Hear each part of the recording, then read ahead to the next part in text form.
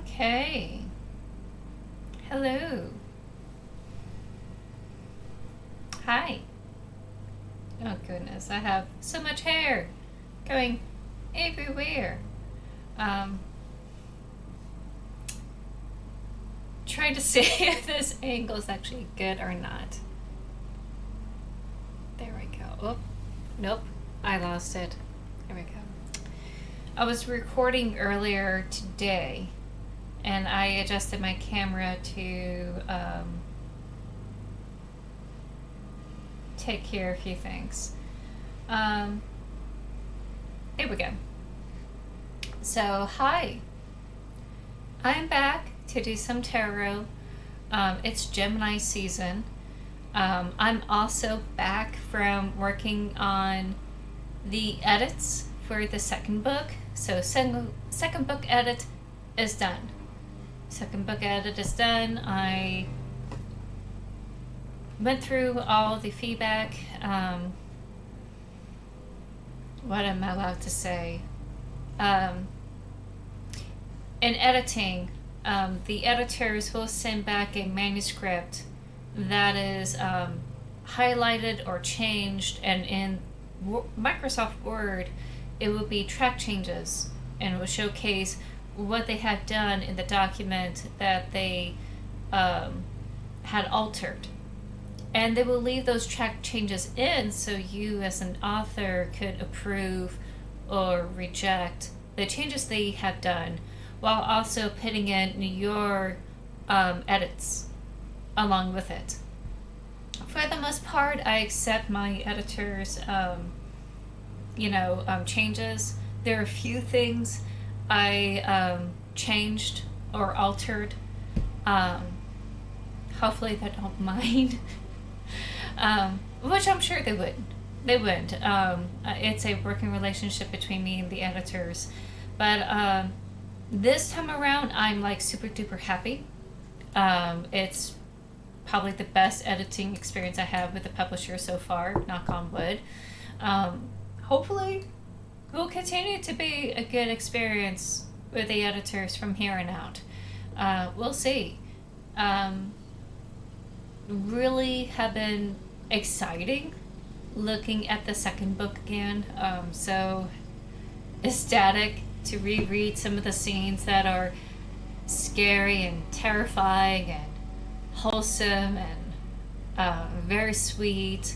And I feel like I wrote some bangers in there. So I just can't wait for y'all to like experience it whenever it finally comes published. So we have to wait. All of us will have to wait for that to happen. But right now it's going back to the editors. They will do another round of edits, and then it will be sent to the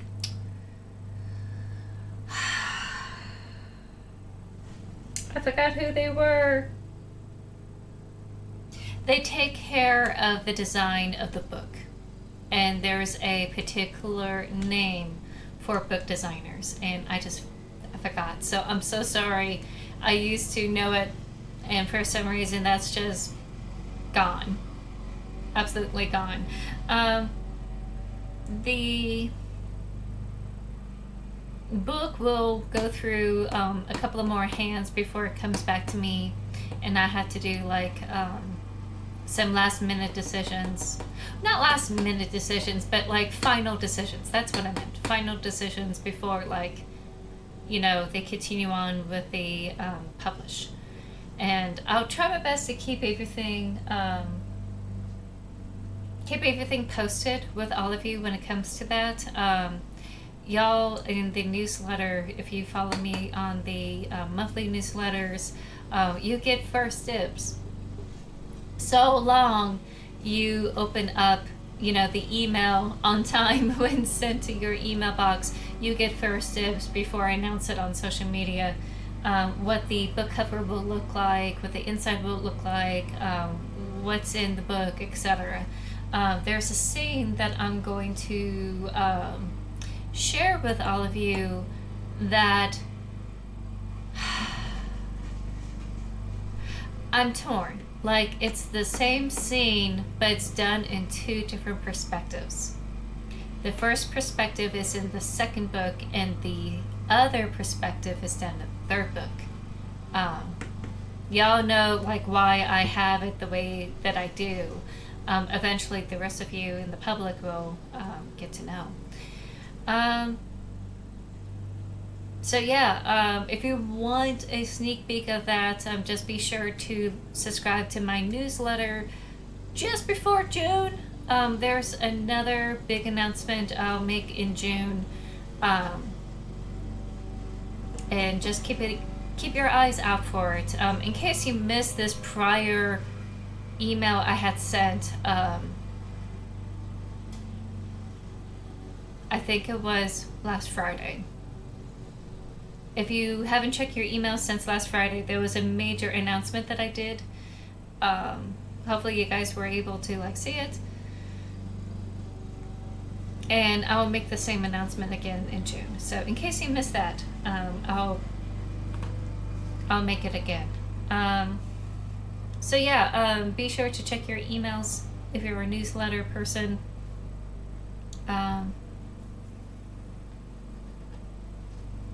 Let's see, what else I'm gonna say. Yeah, that's about it. I've been fixing things up for June.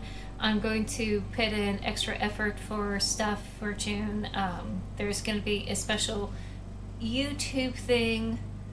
And I'm going to do something special here on Twitch. That's all you're going to know. That's all you're going to know. Since we are in the thick of Gemini season,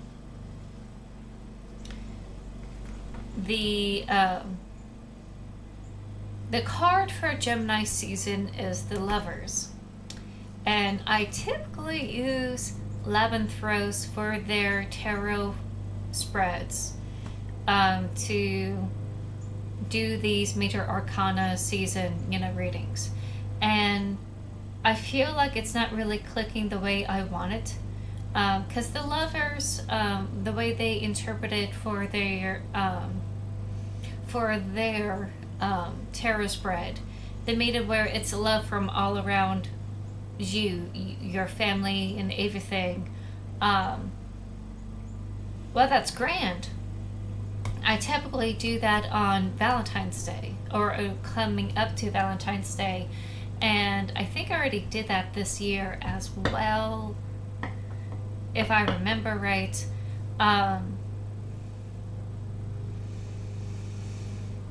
I look at the Magician and the Magician spread, even though it is usually tied with Mercury, I want it more about communication.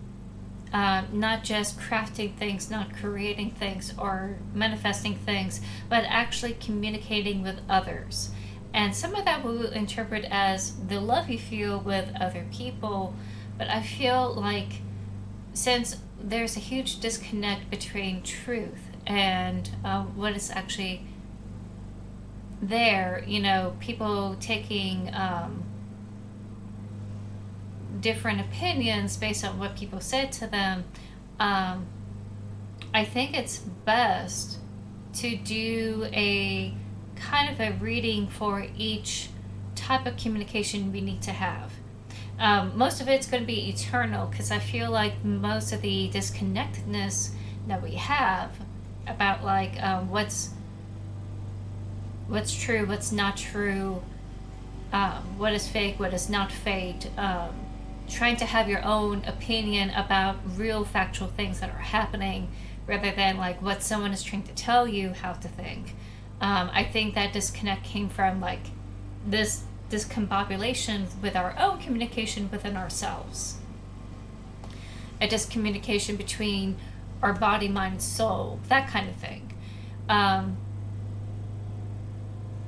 Though people would say soul is more like the heart, trying to balance your heart and mind, that type of thing. But we're just going to do mind, body, and soul in that regard.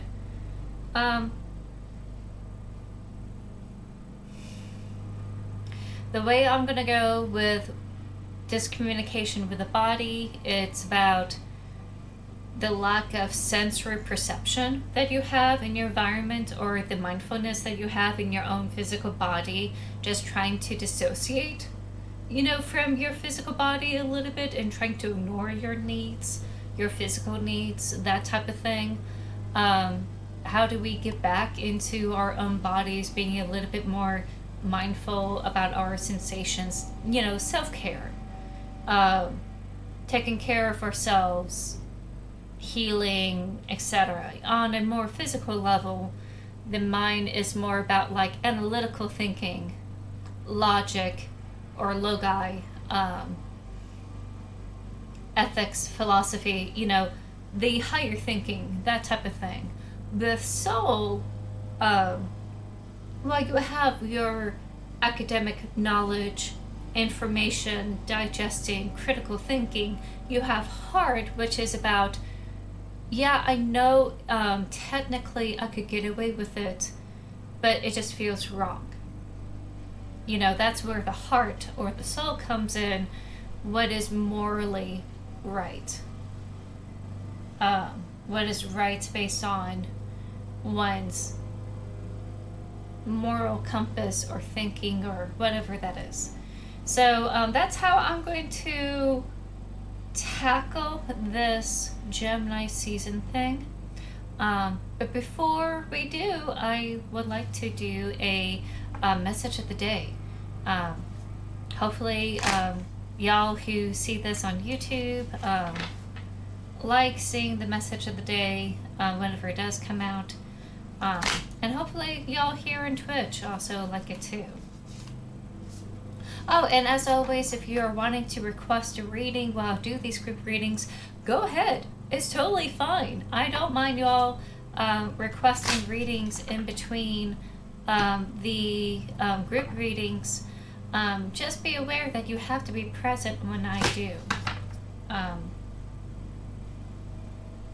Just have the patience to stick around for a reading. That's all I ask. And it will be through the channel points. Completely through the channel points.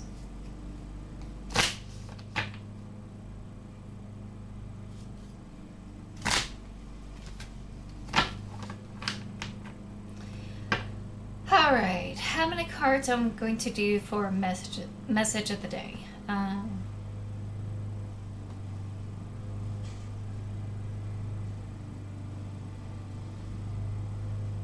gonna go 5. And I feel like I'm done shuffling, so let's go forward. So we got card number 1. Card number 2. I just want to make sure they're all upright. Card number 3. Card number 4. And card number 5. Here we go. If you're the type of person who likes to choose a card and get the message later, that's totally cool. I'm usually the type of person that I would like to see which message really clicks for me, and then I work with that message. The camera moved. I'm sorry. I have a motion active camera, and it does look for any sort of movement with my hands, and it gets jostled easily if I'm pushing the table too hard.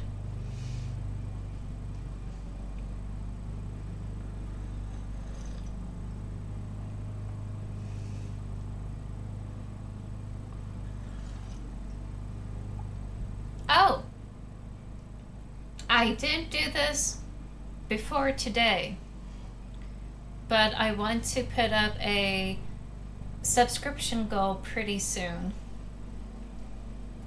where if we reach 5 subs, I want to play a game from one of my Steam libraries. Not Steam libraries, from the Steam library. I have a huge backlog of games I had acquired over time, especially from Epic. There's a free game every week from Epic, and I have been selecting them as time had went on. And if we reach 5 subs, I would like to play one of those games from the library. And I kind of want to do it like a roulette, just read off the list of games that I have in backstock. You already know like a couple of them. One of them is the Zombie Prom. There's like Baldur's Gate. There's let's see, what else I have. There's some oldies that I have that you probably haven't seen me play here on stream. And there's some really new ones that I never heard of, and I'm not sure y'all had heard of it too, from indie developers. And I think that y'all would like to see them as we like explore together to see if it was a really good story or not. I would like to do that if we reach 5 subs. Right now, there's only 1 subscriber, which is fine because, not everyone can afford everything right now. But that would be the goal if we reach 5 subs. When I do get the cut from Twitch, because they only cut out money at $50. Whenever that happens, some of that money goes into acquiring new games in the library that I get to play for all of you.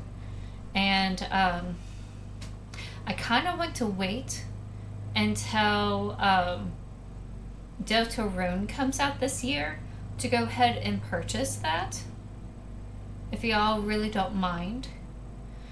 Usually I try to wait until some games are like discounted before I acquire them.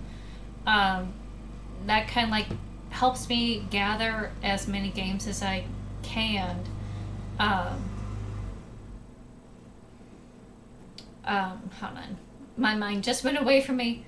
It helps me gather a lot more games than usual when it does go on sale, something that I've been waiting on for years and years, and finally I'm able to like acquire them because they finally hit that sale where I could go ahead and play it.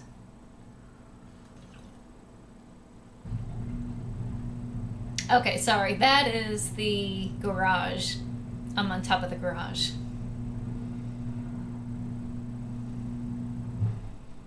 And you probably had heard some mowing outside. So if that was something that was bothering you earlier, I'm sorry. The grass had to get done. So anywho, that's what I was thinking of. I probably will put the sub goal up pretty soon, just to let you all know what I want to do once we do hit those sub goals. I was thinking if we were able to hit it and sustain it, maybe I could cosplay up to 10 subs. But, no guarantees, especially like right now. But I was thinking of that as a reward if we ever hit those milestones again. Something to consider. I just wanted to throw that idea out to all of you. See what you all think. Okay. So card number 1, we have Soul Star Chakra merging with the divine. So this may be easier for me to like switch back and forth here. There we go. It looks so much better this way. This image captures the merging of time beyond space and kaleidoscopic wisdom that penetrates our being. We have lived in many worlds, all interconnected. They uphold the lessons they carry as messages of transformation. Their synergy creates the expansion of the universe. Gaze into the place where the light between our stardust can become anything, and collective evolution is part of a grander story. When we simply let go, we become all that we have been seeking and glimpse the greater dream. Meditate on the idea that everything that ever was and ever will be is happening simultaneously, right now across multiple dimensions. Everything is connected. Not everything is in a box. What have you been thinking that have you been categorizing, been putting it in a box, not understanding the nuance of the situation? I think that really lines up with Gemini season, trying to figure out, communication, and that includes how we categorize the information we received. Are we actually doing that right? That's what I'm taking from it. Okay, card number 2 is this beauty. Crystal keys. Lemurian quartz crystals are special pieces of clear quartz said to have been coated with great knowledge for the spiritual evolution of the human race. This card is about deciphering wisdom codes. Be inspired to find the wisdom hidden in times when you feel triggered. There is so much information within our raw and intense reactions that when you choose to be present and peel back the layers, great spiritual insight will unveil itself in a way tailored just for you. Wisdom comes through inner paradoxes, be awed, in creative flow, or in a state of surrender. These crystals, quote unquote, may be powerful keys to your spiritual evolution.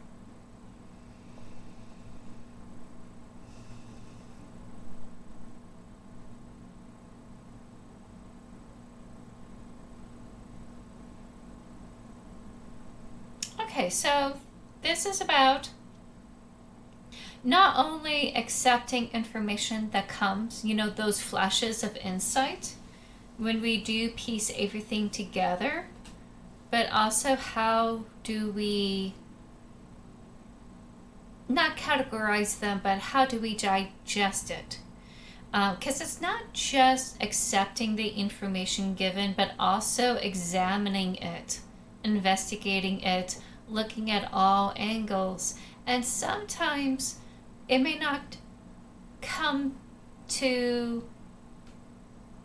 not fruition.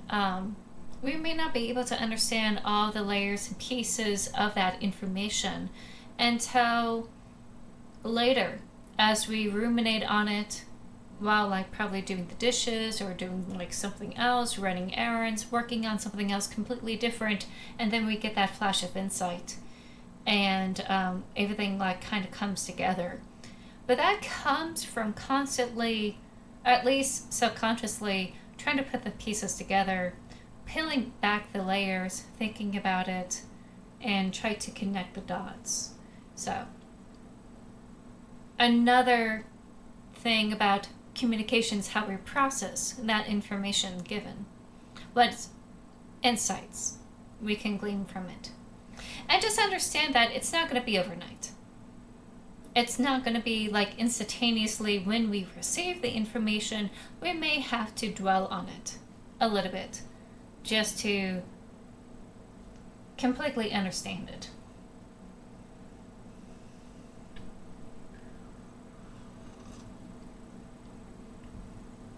Take the time to process it.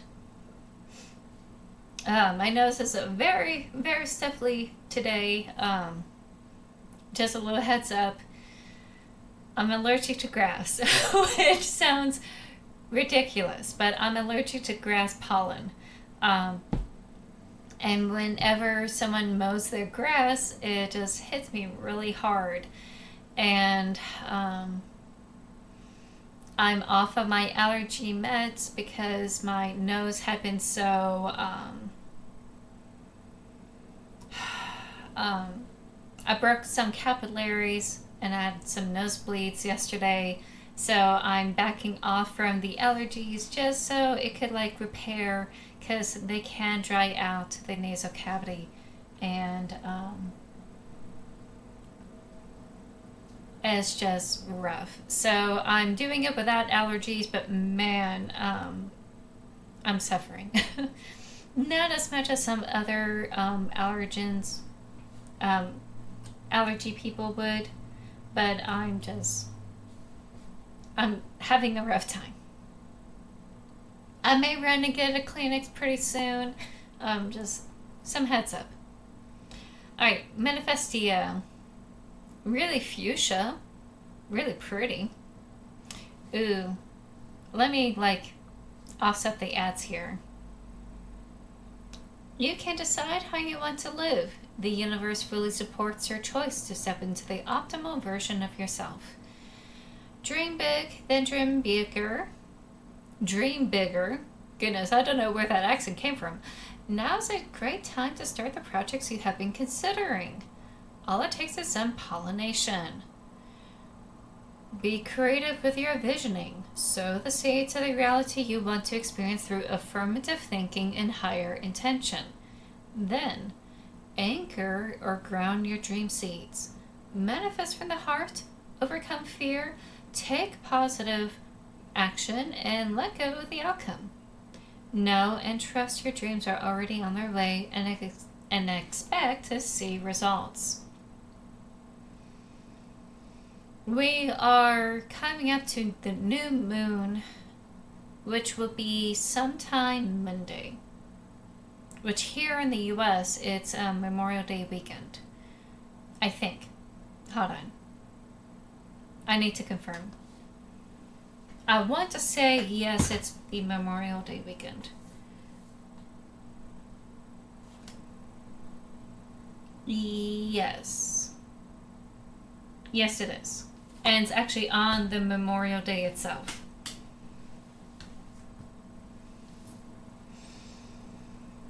So we're coming up to that point. I think the message of the day...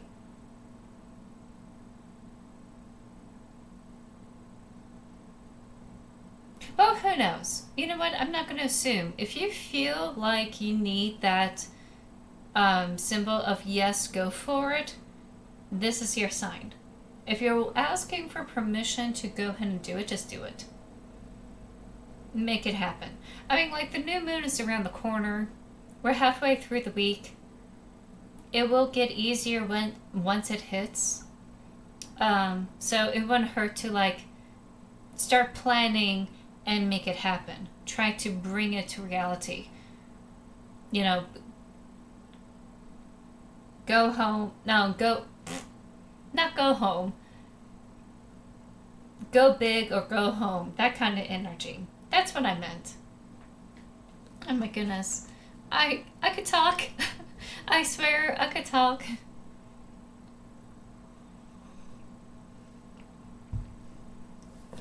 Okay. Fourth card, freedom. Freedom means living as you choose, with your wings and heart open, able to direct your reality as you want. The quest for freedom seems innate.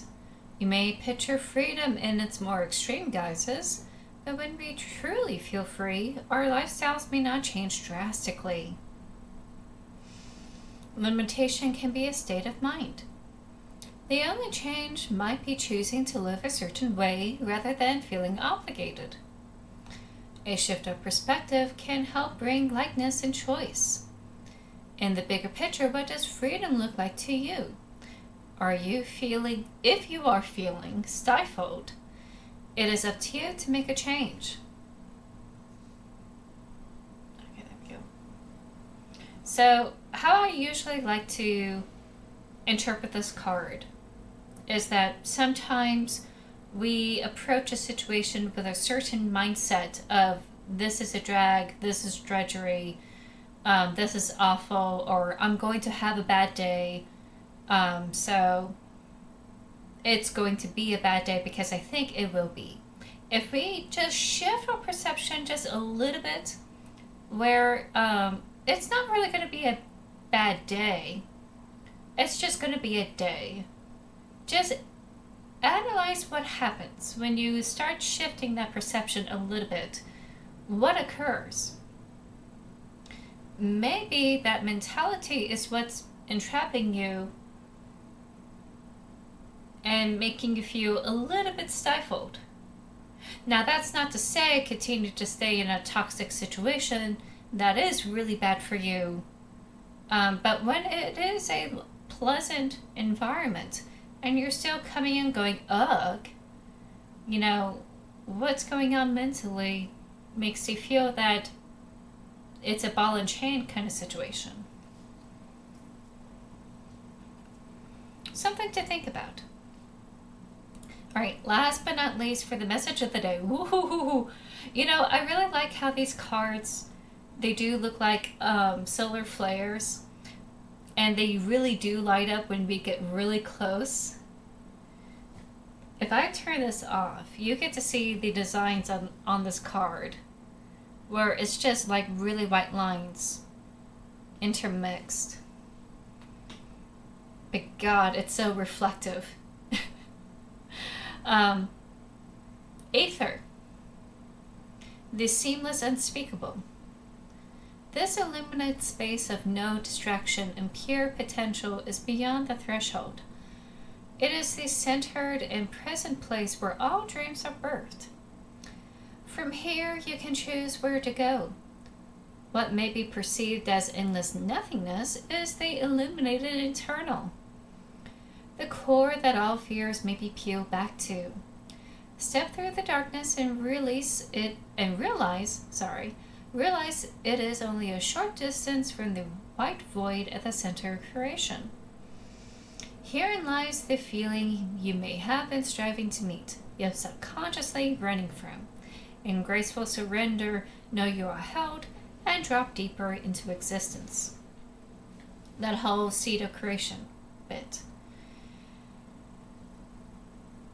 People have a tendency to get scared of making anything creatively. This fear of art, because they are telling themselves, this is kind of like kicking back into this card too. This perception of, I'm not good at my art. I'm not good at this, so why should I even bother? You know, that kind of mentality, even more so about like, it's not going to be worth it, it's not going to be good, etc., whatever it is. And also it comes from the fear of judgment, being judged for like doing something really bad in the first time of doing it. That kind of fear comes up too. And because of that fear, it holds us back from actually doing the creative work that needs to be done. It's always going to be bad when it's the first time ever in your whole life from doing it. Okay, all babies fall down when they attempt to walk for the first time. No different with art. It takes years of education to train someone how to speak a language, especially a native language, especially how to read their own native language, let alone how to spell it. You're going to make mistakes because you're learning. And if you never had done it before and you're just getting started now, don't beat yourself up for whatever shortcomings that you have in creating it. Just do it. Once you get rid of those anxieties, those insecurities of trying to make whatever it is that you're trying to create and put it out there, then you'll be able to fall into this mindset of just creating the art, letting go of what's going on around you and just getting lost into the sauce. Let it take over you. That's the surrender that they're talking about. Let go or surrender these things that are holding you back. Fall into the rhythm of creating that piece. And it doesn't have to be art. It doesn't have to be painting or whatever it is. It could just be like making clothes. It could be making food. Whatever it is. It could be making a bakery. You know, whatever it is that you're trying to bring into existence. Just do it. Get lost in it. No one's going to hurt you, and you're not going to let yourself hurt yourself in the process. It's fine.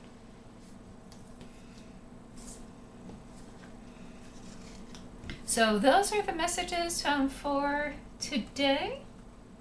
I hope they help you out. I'm going to let ads to finally kick in for today's stream.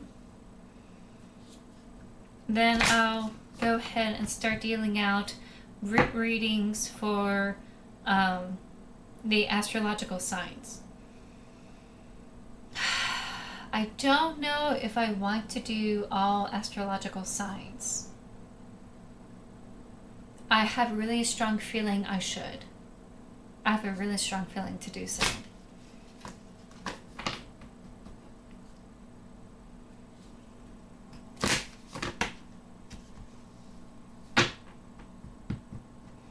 So let me go ahead and take a moment when the ads do finally kick in to double check about, oh, you know what? No, I already set my intentions.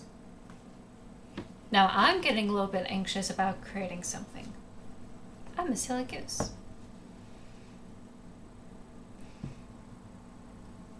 Oh, my back. Yeah, I think I will go ahead and do it with every single astrological sign. If y'all request a reading, I will go ahead and just do it whenever y'all request it. In between them. It'll be fine.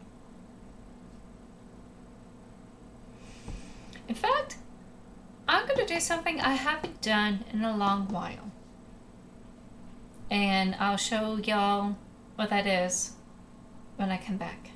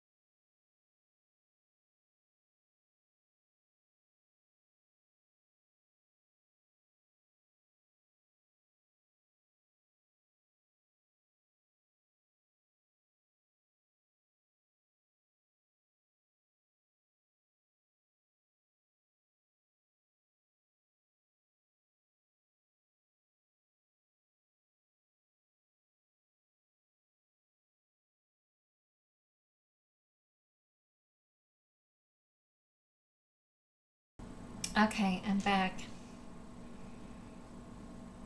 I have the thing.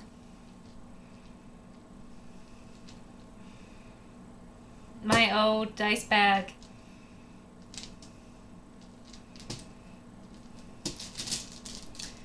So let's go ahead, pull out a D12. Oh wait, no, already did. Already did, we have this. So what I'm going to do, since I'm going to draw the cards for each astrological sign, I'm going to go ahead and do it randomly for all astrological signs. So that way, if y'all miss your sign, because I went in a particular order,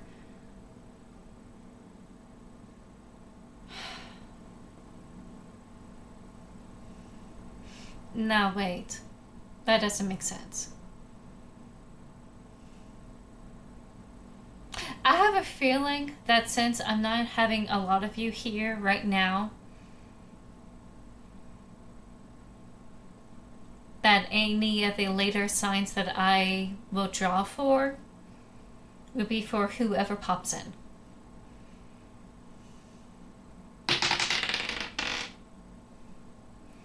Okay. So for right now, we have 11. And 11 is Aquarius. So we're going to shuffle for Aquarius.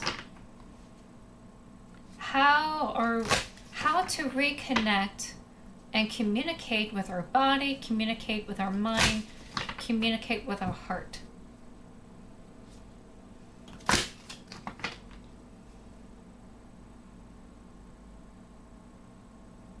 Okay.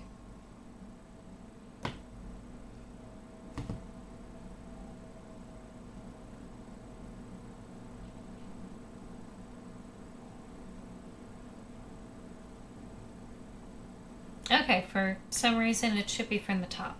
So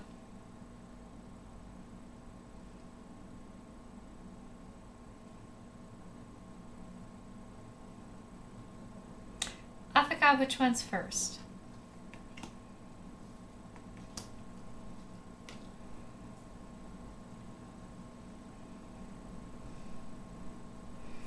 Okay, let me do it this way.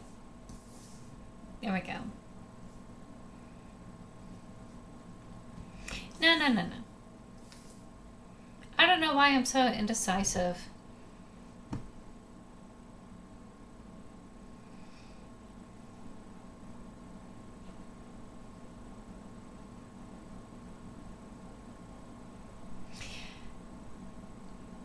I think I said body, mind, heart, right? So I'm going to go with that order. I think I've been saying that order this whole time.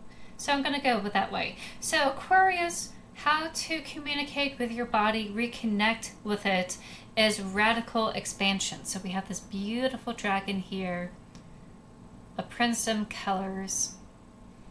And it said, it is time for radical ways of being and thinking, Aquarius. And you can start by granting yourself the freedom and creativity to be you.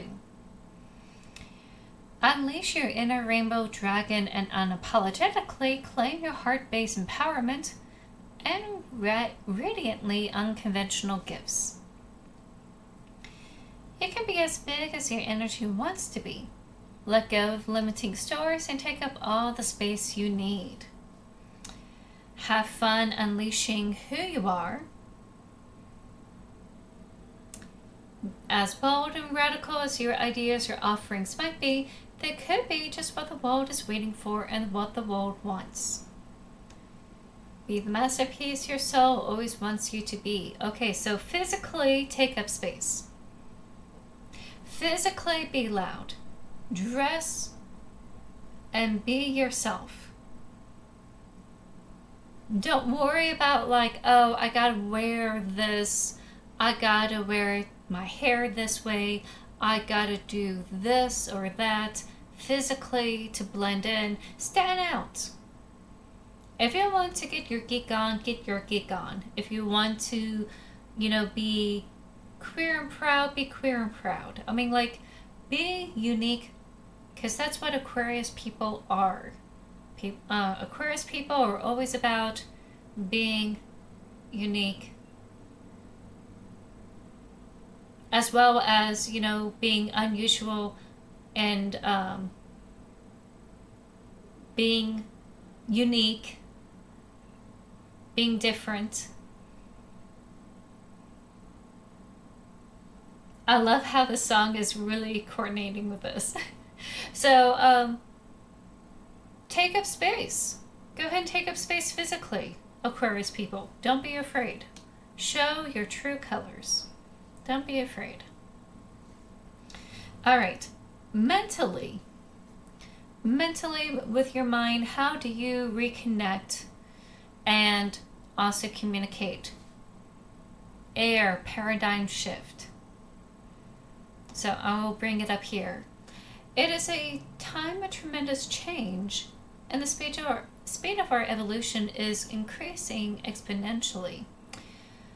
We can build energetic sovereignty, inspire others, connect dots, and receive and share knowledge and tools needed for transformation.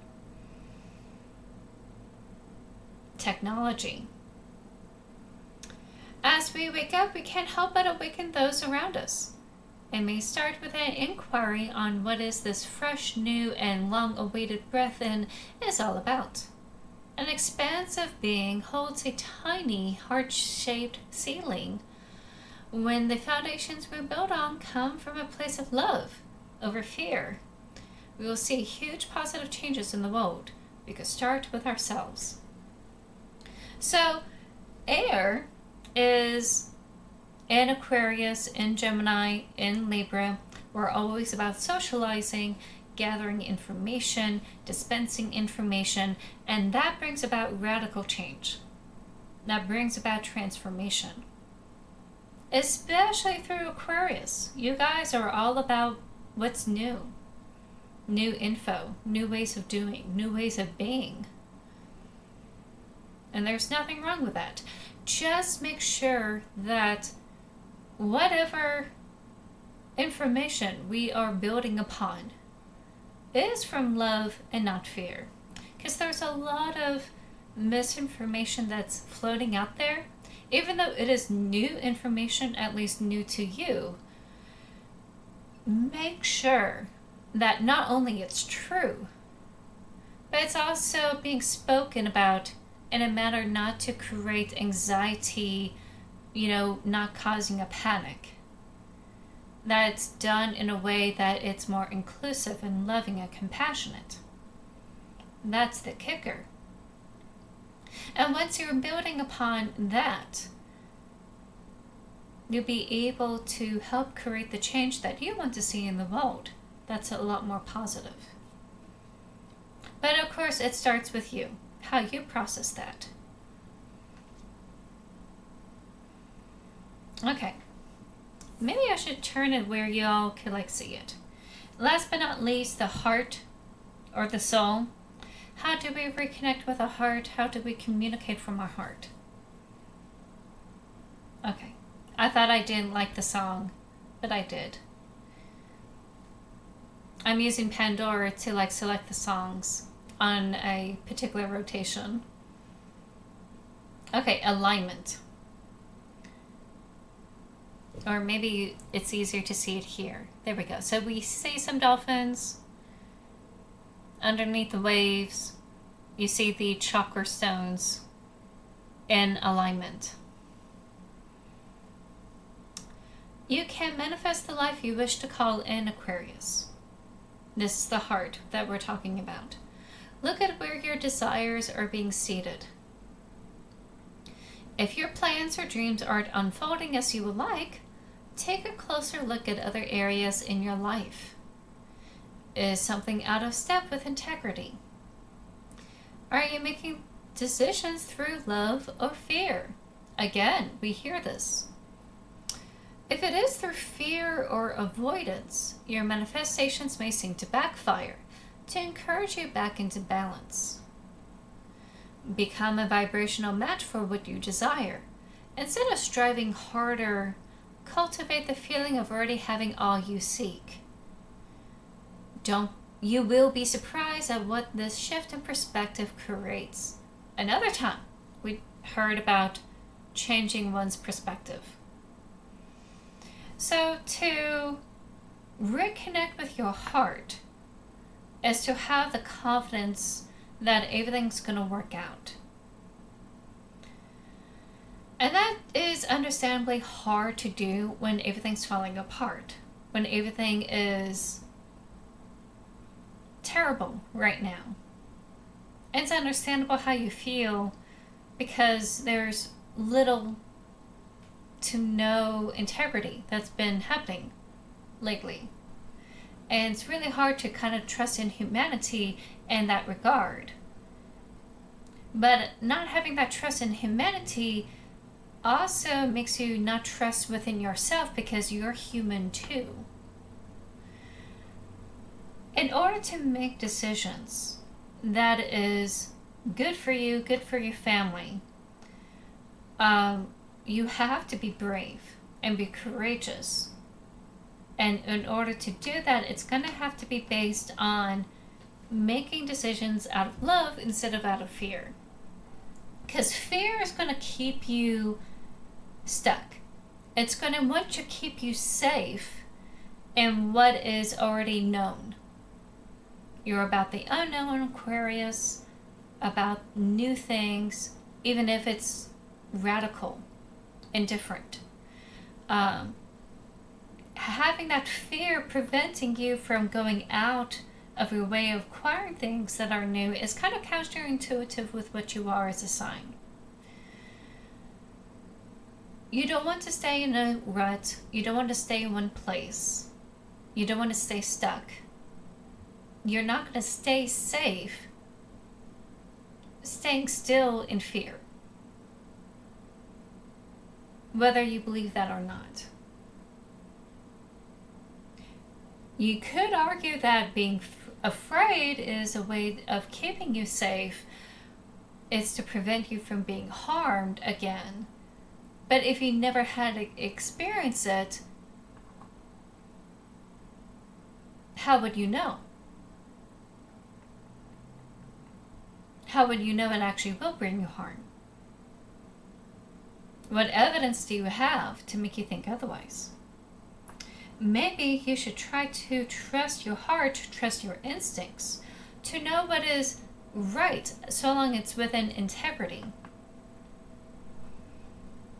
I think you're going to be okay in making the best decision for yourself and for those around you. So, a slight change of perception on yourself will help you go after what your heart yearns for.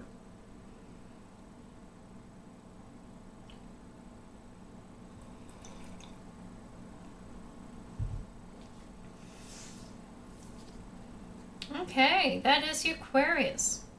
Aquarius.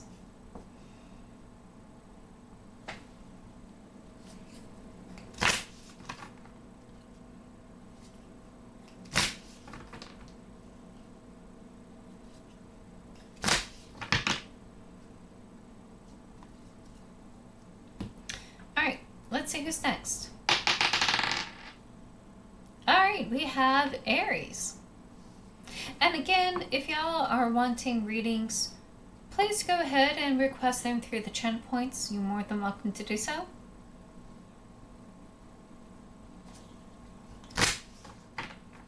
Don't wait. It's totally fine. You could do it anytime that you want.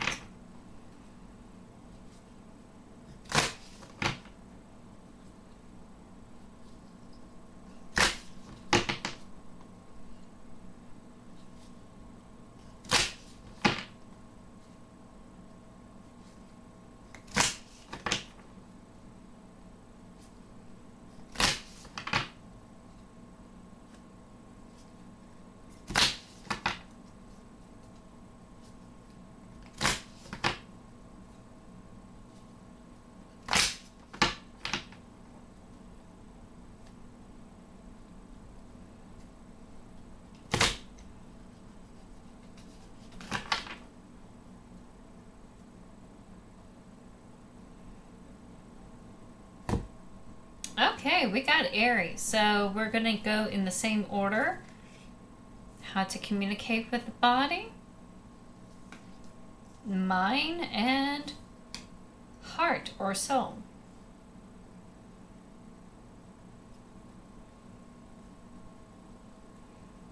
Okay, so physically, how we should reconnect and communicate. Loving compassion, Aries. Bring more love to a situation, whether it is toward yourself or someone connected to the question. There may be a need for forgiveness or for saying things from a fresh, more expansive perspective. Remember, you are loved and have unlimited access to the gentle yet transformational force of loving compassion as and when you need it. To bring yourself back into your heart, think about those you love and moments with them where you have felt joy. Expand this feeling out to more and more people, creatures, and places until the whole planet is infused with this beautiful, warm, and loving feeling. Okay, so physically, maybe a little bit of self-care is in order. Maybe we should not beat ourselves up for how our body looks like. Maybe giving ourselves a little bit of compassion and grace that we have a body in the first place, that we're inhabiting it. Give it the nutrients that it needs, the sleep that it needs, the exercise, running around that it needs in moderation. Maybe we need to do other types of self-care, like say a bath or swimming, or like laying down once in a while. Allow ourselves to rest. So I know that Aries people love to be on the go-go, not wanting to sit around and do things. That's a very fire thing. So allow yourself to actually sit. Enjoy sitting. Enjoy laying on your back on the bed. Or on the floor, if that's your cool thing to do. But like, be a little bit more compassionate with your body. And use your body to be compassionate towards others. Be careful how you respect other people's boundaries physically. Be a little bit more mindful, more compassionate. Use the hands to help and not do harm. That kind of compassion. Something to think about. Alright, mentally, how do we reconnect? We have our ancient future. An ancient remembering is emerging. Oh, let me go ahead and put it up here. I think. No, I'll put it right here. An ancient remembering is emerging. Sea crystals and the knowledge that they imbued with are becoming unearthed. Those who see a better future are not just dreaming. The hearts and minds are hearkening to a core of earth-based traditions to bring through knowledge that will help shift this paradigm into balance. This card is imbued with activations. And you're being showered with blessings in preparation for a transformation. It may be turbulent at times, but you will grow and heal through the coming journey. You can navigate a situation you have no experience with by being truly present. Integrity and intuition will guide you. Okay, so let me go ahead and do it here so that way you can see this a little bit better, Aries. All sorts of things are going on in this. You have like all these rays of symbols radiating from her crown. The DNA helixes in her hands. The moon, sea stuff, sound waves from the yin to yang. All sorts of information are imbued in this card. A lot of symbolism are shoved into this space. So, as we are reconnecting mentally, how to try to communicate within ourselves without any sort of judgment, we start acknowledging some parts of it kind of swirl away, that we kind of put under a rug, so to speak. Some people call it shadow work. It's probably more justified in saying actually sit down and meditate and think about what you have done so far. How do you really feel about things and why you feel about things the way it is. And also what do you want the future to be? Actually sit down and think about what do you want? Where do you want this to go? And if you ever had any doubts, your gut will always guide you. And just gotta trust that. You're pretty good in trusting your instincts. Well, at least you're really good in taking initiative at things. You don't really need the prior experience to do any sort of meditation or exploring in your own head what you want the future to be. So long, of course, it's done with ethics and integrity, honor, stuff like that. Be a good person, that kind of thing. It will take a while to sort things out in your head. This could be like therapy, this could be meditation, this could be all sorts of things, and trying to reconnect mentally with your own headspace. All the past experiences and diving into where it all comes from. But there's nothing wrong in taking that leap and jumping in. It's just going to take a while as you go through that journey. But it wouldn't hurt to take that first step. I think that's what it's saying. It wouldn't hurt to go back and re-listen to it again. If you need to. Alright, last but not least, how do we reconnect with our hearts and communicate with our heart? The infinite. As Lemurians were only partially incarnated, their bodies were much lighter, less physically actualized, and less affected by aging. They were also aware of their innate nature. This card of rebirth can appear after challenges that have required a level of surrender. You have arrived at a beginning. Revel in your newfound inner freedom. Blockages have fallen away, and there are opportunities to step into. Stretch your wings and arise like a phoenix, born anew, ready for a new cycle of growth.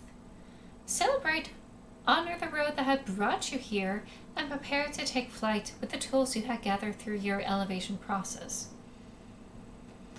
To me, that sounds like reconnecting with your heart, if you so choose, Aries people, could be last on the list.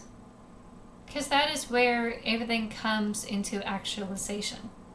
Everything comes together. Or it's letting your heart accept the new journey that you're about to go on. It's possible all of you are graduating right now, heading off to a new way of living. Some of you are probably moving, going to a new place because of a new job. Or maybe going for a new place because it's probably cheaper. Whatever that newness is, let your heart be recharged with that new energy. Drop away the old way of doing things and be reborn, essentially. Don't let fear hold you back. Especially the past. Don't let the past hold you back while you go into the new and unexpected future. Just jump in. Just do it.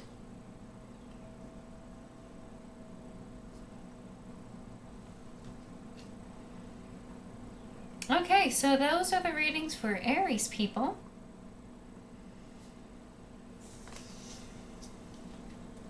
Two down, 10 to go. What time is it?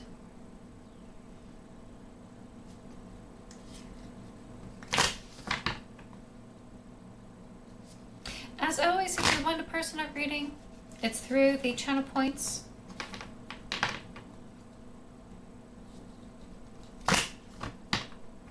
It's okay to interrupt me anytime. Let's see who's next. Since I don't have any current requests right now. Oh, I had some old requests I gotta look at. Hold on.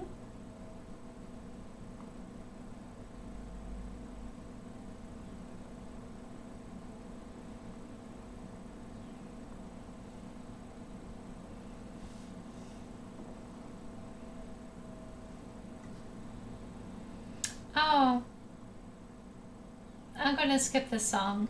Sorry, everyone. I don't like it.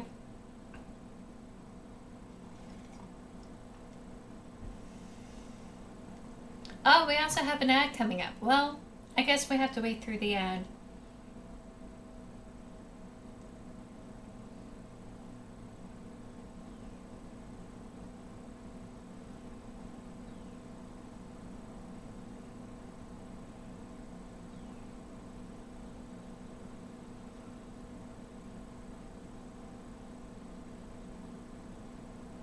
Okay.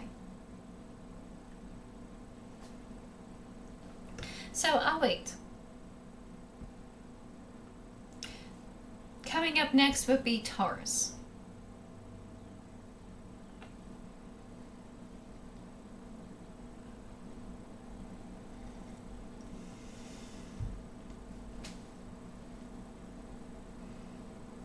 I gotta write down who we've done so far.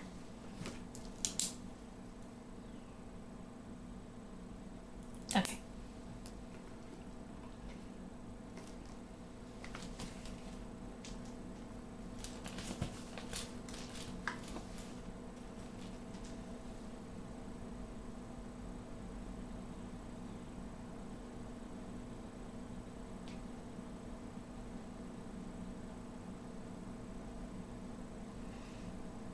I'm gonna take the time to read through.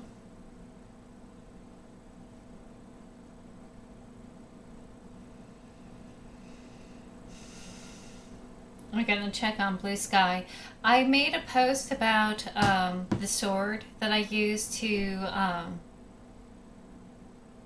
practice with, to like see how it's done in some of the scenes that I wrote. So if you like that little insight in how I do author stuff, go ahead and hop on Blue Sky. It's under my profile. Oh, excuse me.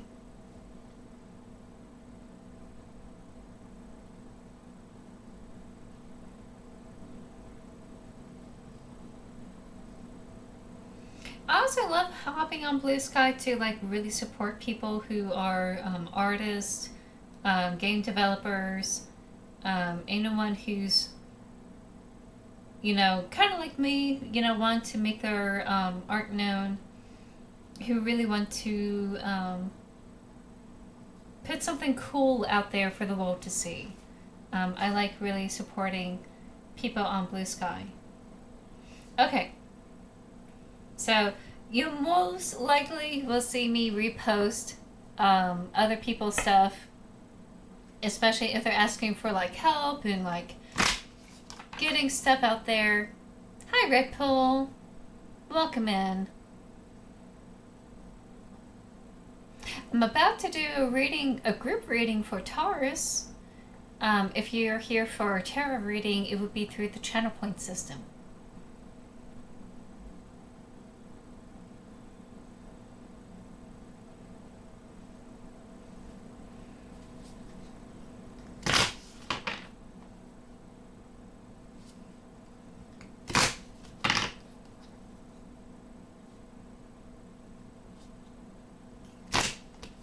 A silly joke.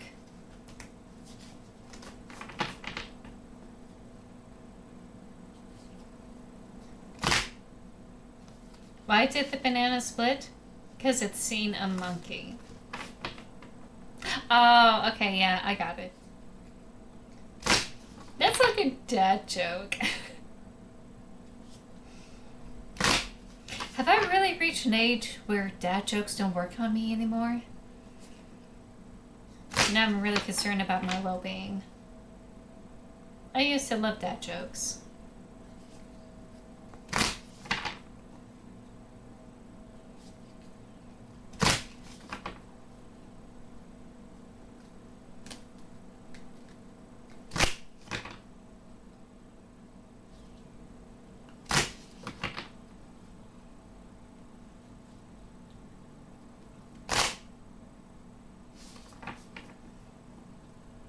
It's just fun to tell. No, I get it. I get it.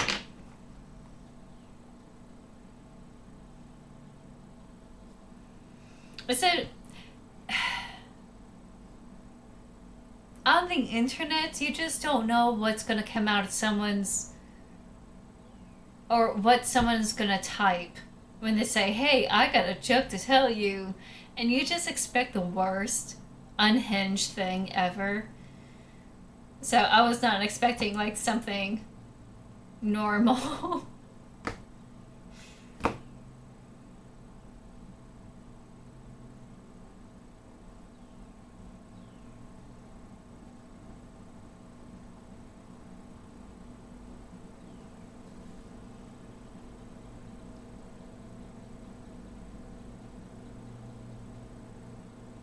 I think it's this one. Okay, so Taurus people, how to reconnect and communicate with your mind, or actually body, mind, and heart. So we got the dragon once again, manifestia for the mind, and for the heart, we got a new card.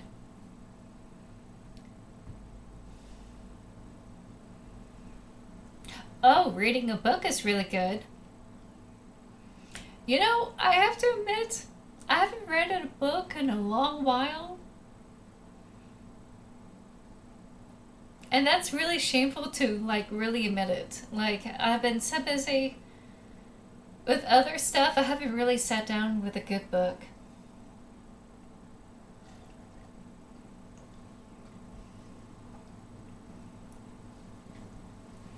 Okay, so how to connect with your body and to communicate with it. Radical expansion. Just in case you weren't here earlier, Taurus people, I'll go ahead and reread it for you. Internet is where I work. I stream only twice a week. I am an author, actually.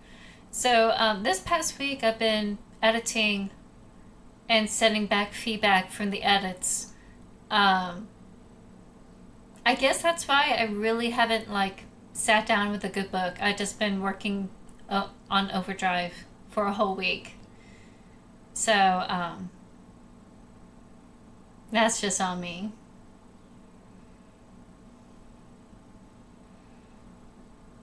I feel bad for not reading a book, even though that's like my livelihood. Radical expansion, Taurus people. It is time for radical ways of being and thinking. You can start by granting yourself the freedom and creativity to be you. Unleash your inner rainbow dragon and unapologetically claim your heart-based empowerment and radiantly unconventional gifts. You can be as big as your energy wants to be, let go of limiting stories, and take up all the space you need. Have fun unleashing who you are. As bold and radical as your ideas or offerings might be, they could be just what the world is waiting for, what the world wants. Be the masterpiece your soul always wanted you to be.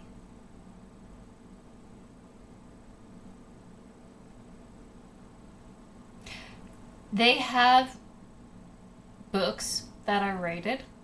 Oh, you meant YA. You meant YA. That's what you meant. I would crap my pants if we start doing ratings like movies now on books. But yeah, no, I totally get it. Like, it's hard to like sit down and read because, you know, the internet really grabs your attention. And with the news that's been going on, it's kind of like hard to like put the phone down and just like relax. It's really hard. I really should try this week to get back into reading more. I think I would have really appreciate it, or at least my mind would appreciate it. So Taurus people, for the body, no different than Aquarius, be loud. Be unapologetically loud. Dress up. Take up space. Do the makeup however you want to do it. Wear what you want to wear. You know, be big, be bold. And Don't worry about the judgment that comes from others. You know, be you.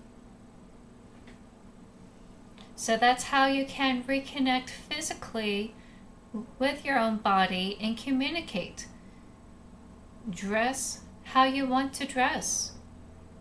Do it out of self-expression.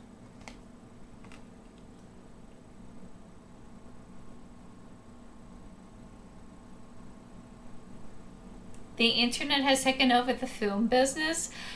Yeah, with Minecraft, for sure. Like, some of the memes from the internet tends to leak through into the scripts. How we shoot things now is kind of inspired by like how people see things on YouTube. Um, Even like movie recommendations, you hear it on TikTok or you hear it on like Blue Sky. Um, who recommends what is all like by word of mouth, and that word of mouth is on the internet now. So it's changed. It's not the normal way of doing things like in the 90s, where you have a magazine or like a newspaper to like review a movie and everyone come to their own, um, not expectations, conclusions. Come to their own conclusions with a film. So I could see that. I haven't had a chance to really watch the current films that are out right now. I've been catching the ones that hit the streaming services.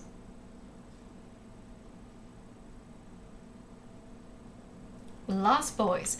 I need to put that on my list. I heard about Lost Boys, but I haven't had the chance to like watch it. I like fantasy. I like fantasy, sci-fi, anything supernatural, really. It's rare I get into anything that is like real life stuff. Legally Blonde is probably one of the few exceptions. Simply because it's a really good movie. 90s vampire. Okay, if it's a vampire movie, I definitely will add it. I definitely will add it. Okay, how to reconnect with your mind and communicate your thoughts, Taurus. This is going to be Manifestia again. You can decide how you want to live. The universe fully supports your choice to step into the optimal version of yourself. Dream big, then dream bigger. Now is a great time to start the projects you have been considering. All it takes is some pollination. Be creative with your visioning. Sow the seeds of the reality you want to experience through affirmative thinking and higher attention. Okay, I can see why this is placed in the mind section. Then anchor or ground your dream seeds. Manifest from the heart, overcome fear, take positive action, and let go of the outcome. Know and trust your dreams are already on their way and expect to see results. So Taurus, it's just trusting to dream and dream big and trust yourself to make it happen. That's the best way to connect mentally and keep that communication open, is to believe in yourself. That's probably the most beautiful message I heard, other than, this rainbow dragon, which will always be my favorite. You don't like Superman movies, but everyone likes superhero stuff? But you like Deadpool because he's red. Oh, the autocorrect. Okay, you just don't like superhero movies. I think it's just the Marvel syndrome, because it became so. After Endgame, they kind of lost themselves a little bit with the Marvel movies. They were trying to set some things up. Like, movies are supposed to tee up with each other in this Marvel universe thing, and they weren't teeing each other right. Some of the movies that they were able to, like, put out there, some of them don't like it because, the story kind of hit flat with the audience a little bit. And they had to rethink their steps. I personally think that their Captain America, their latest one, and the Thunderbolts are just what they are looking for with the audience. And if they just kind of stick to that for the Marvel movies, I think they're going to be fine. America. America. Hi, Cosmic. I think what people are looking for is just not something flashy, but something that has heart, that has, like, real meaning. And I think that's going to come around with the superhero movie that's going to come out in July. Because why watch superhero movies if it's just icing on the cake? A lot of people right now want the cake, want the double meanings. Because, like, we're in a time where we kind of need some saving. Hi, Cosmic Theorist. Welcome in. Glad to have everyone here. Okay, last but not least,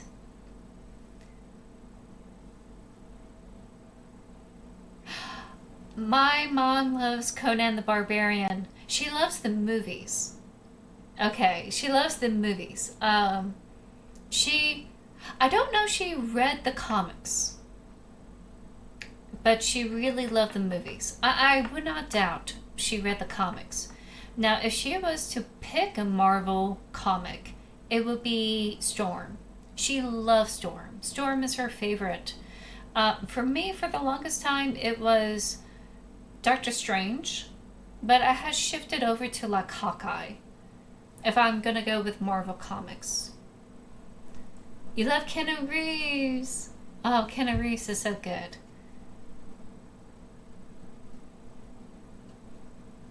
Oh yeah, he doesn't like James Gunn, and that's because of the scandal that had occurred that made him switch from Marvel to DC. So it's understandable. Not everyone's going to get along. I believe in growth. That's why I'm still,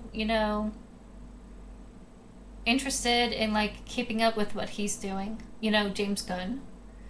I know that he had grew up since those comments. And, like, the internet just keeps everything. What you put out there, especially on Twitter, just kind of stays there. Yes. I actually had the novels. I had the novels for Robert E. Howard.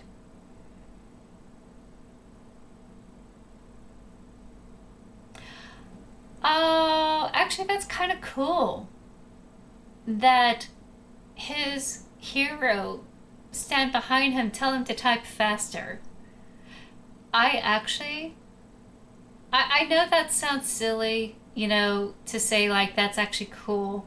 I'm sure it must be very frightening for Robert E. Howard to get those stories out, but, like, sometimes the muse comes to you in unexpected ways. Now, of course, it's terrible that he had suffered from schizophrenia, and I'm sorry that had happened to him. Robert E. Howard led a very unhappy life, if I remember right.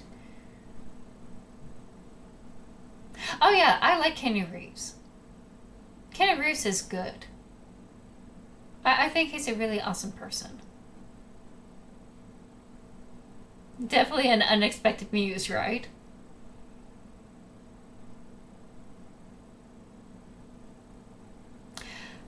I felt like he meant what he said back then, but he had since grown and changed his mind over time.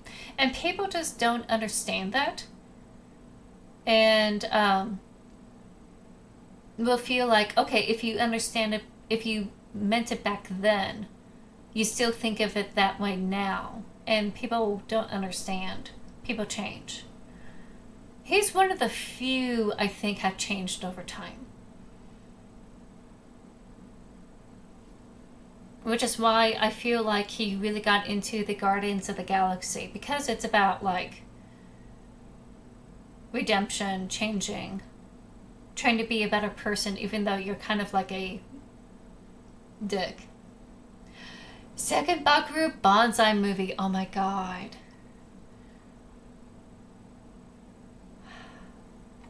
That should be made into an anime. Bakuru Bonsai should be an anime. Let me go ahead and read this for Taurus people about the heart, and then like we'll continue on this discussion. I love movies, y'all. I love movies. Okay, so it's kind of hard to see here because of the resolution, but this is the how to reconnect your heart and how to communicate from the heart. Realm Bridger. As you raise your vibration and explore different states of consciousness, you may experience phenomena you believe only happen in fantasy stories. Through meditation and journeying, we invite a greater awareness of subtle realities. These realms can be amazing places to bring through pioneering ideas and creativity. This card is about bridging the seen and unseen. Just as water changes from solid to gas to liquid, we can catch the intangible in other ways. Metaphors, codes, or even maths can form the path of the visionary. From the mind and the heart, visions can merge into matter. Dream outside the box. It's time to create the foundations of our realities in a fresh new way. Okay, so once again, connecting with our mind to our heart, try to dream big. And let that be the foundation for our reality. So that is how you can reconnect to your heart, is to dream. And I give up on that. And sometimes it's not about like the physical manifestation of dreams, but the in between the lines, the intangible stuff of why we're dreaming this, you know, the really soft stuff. I mean, it doesn't have to be logical why we want this to happen.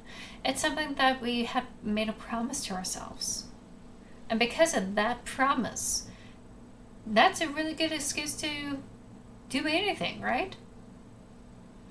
So I hope that that helps you out, Taurus people, how to reconnect and communicate from all the different parts of ourselves.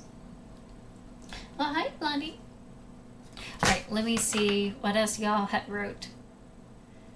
Big was an extra in the Guardians. Oh, that's great.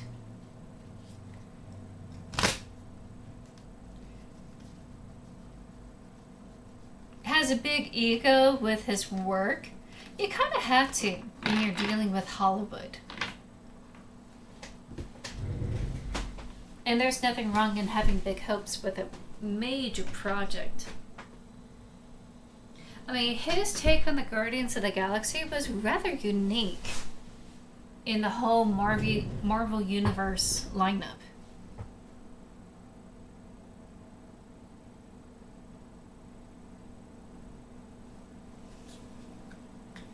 This dude doesn't like the superhero stuff. Yeah, I can see that. Like, it's part fantasy, part silly action, and a lot of people who are into movies like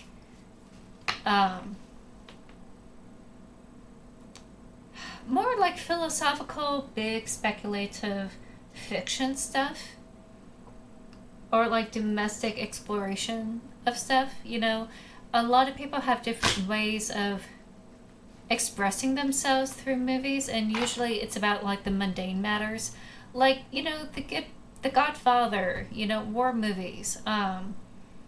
There's different layers in they could weave into something that was considered mundane, like Breakfast at Tiffany's.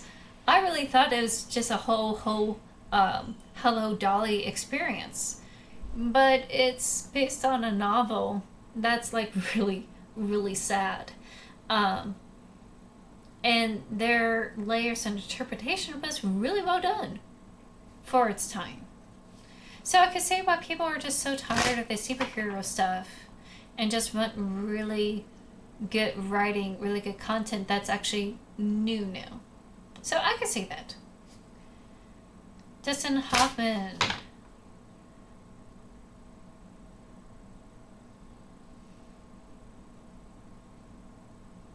It's all about ego. I like how actors like interact with each other. You're talking about Supernatural, the TV show. Okay, don't hate me. I never got into Supernatural. I never did. I was into Buffy, Firefly, um, Sabrina the Teenage Witch, but I never got into the supernatural stuff. I did get into Sherlock, and I do continue to love Doctor Who. So I got two of the Trinity. You wasn't born when Buffy was out? I'm sad. I feel like dust in the wind now.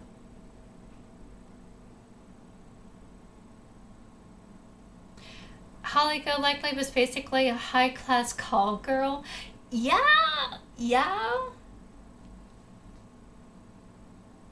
But I like how they peel the layers of her character. And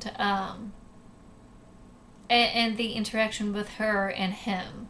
I don't really care for either characters, as a person, but I like what they had done. Don't care for most of the other stuff. But I feel like, sometimes with movies, they expect the audience to know the source material. So they know what was inferred without triggering anyone.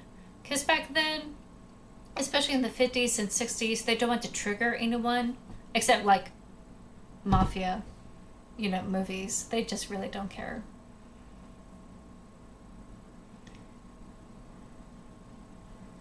Oh, okay. Okay. Yeah, don't talk about your age then. I get it. Okay, so we have 9. That's going to be for Sagittarius. Let's go ahead and draw for Sagittarius.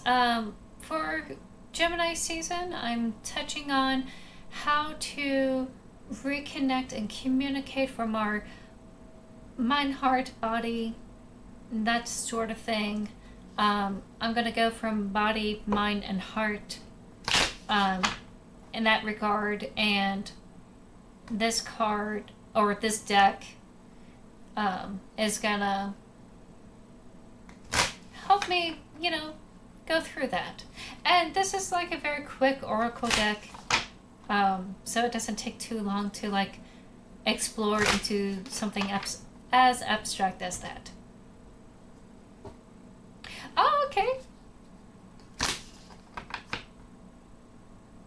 Oh, wait, you're not heading out. Wait, I'm confused. I'm sorry. I don't know why my brain is not braining for today. Yes, it's really good to like about a lot of different stuff. I feel like, it's like the Renaissance person, having all these different aspects of yourself, it helps you be well-rounded as a person. And there's nothing wrong in like having all those hobbies or having all those interests or like having different topics that you like to delve into. Nothing wrong with that at all.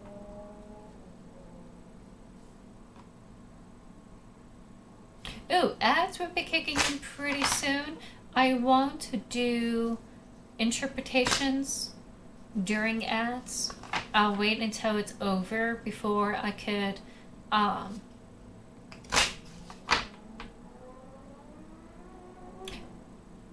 I lost my train of thought. I just don't know why I'm feeling this way today.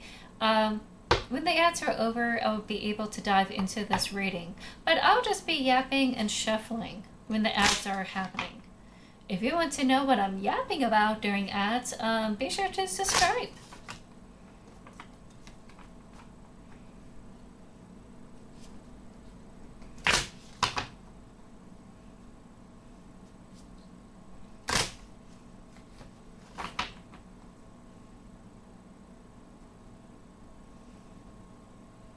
I like Keanu Reeves. He's such a good guy. He's gone through a lot of stuff in his life. And every single time people had talked about like meeting Keanu Reeves, talking with him, he's such a down-to-earth kind of person. And he's such a good heart. He has such a good heart, I should say. We need more people like him. We really do. Okay.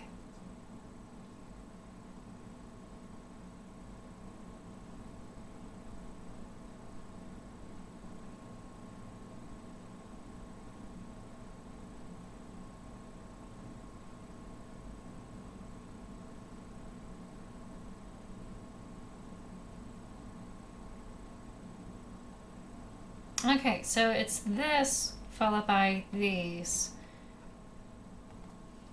There we go. Okay. Reconnect and communicate with the body. We got this one. With the mind. And with the heart. Look at that. It's like they know. I do feel like it's never going to be in its own separate categories. I feel like it's going to be interconnected.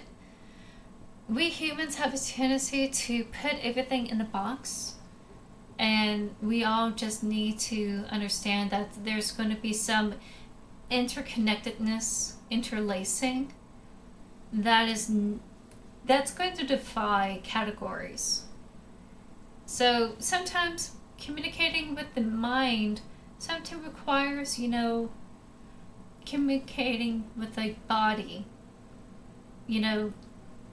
If you want to feel a certain way, feel like you need that courage, sometimes dressing up that gives you that little bit of pizzazz, giving you the confidence, will help you think and feel with confidence. So there's some interconnectedness in that regard too.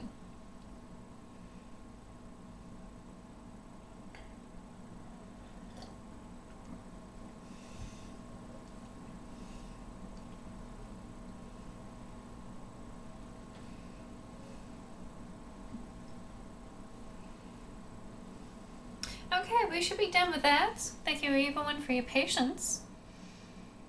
So with Sagittarius, we're going to talk about how to connect and communicate with your body, which is the starseed elemental. Sometimes adulting can become too serious. Okay, okay. I have a lot of planets in Sagittarius in my chart. My moon and my ascendant is in Sagittarius. So sometimes, even though I have a sun in Gemini, I do have a strong connection with Sagittarius. Adulting is a little bit hard. Sometimes adulting can become too serious. When this happens, adding curiosity, fun, laughter, and a lighthearted sense of play to our perspective can be the most effective way to rebalance. Facing challenging circumstances with inquisitiveness can bring joy to whatever we are accomplishing. Imagine stepping into a child's shoes and seeing how they perceive the world. If you have a problem, consider how a child might solve it. Humans are evolving, and children can be our wisest teachers. May we nourish their big souls, listen to them with our hearts, and let their ways unveil fresh new eyes so we may see a whole new world. Okay, so how do we interpret that on a physical level? Physical play. Allow yourself to physically have fun. Go out. Run, jump, skip, dance, boogie down. Go out, have fun with your friends. Physically step out of your house, or maybe invite your friends over to play board games, card games, whatever it is. Physically get engaged to have fun. Even if it's just sitting to play board games, the fact that you took the time to do board games is an act of play. So think about how can you incorporate play and re-engage in your body, and thus with everyone else. And that will help you reconnect physically and able to communicate with everyone by actually spending time having fun. Not be so serious. Actually have laughter. How does that laughter help you physically? How does that make you feel? A little bit of mindfulness, doesn't hurt a long way, Sagittarius people, but try to physically have fun. Maybe watching a comedy movie. Like something that gives you a belly ache. Or like an actual comedy show. Wouldn't hurt. I definitely need to do that. I need to have fun. All right, how to connect with our minds and to communicate our thoughts. Shine your light. Nothing can do you as you can. Yet we sometimes feel that we need to be a certain way.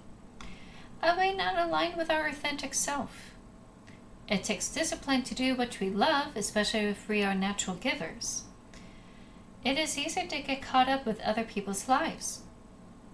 Tending to our own needs harm none, and we will have a lot more to give. It is time to collect our light and shift the vibration here on earth, starting with our inner sense of being. You are a sovereign being. Regain compassionate empowerment and remember what lights up your world. Okay, so kind of like carrying on that whole message, but a little bit more on a shine your light type of thing. What do you want to do that you love? That's kind of like the whole basis of it.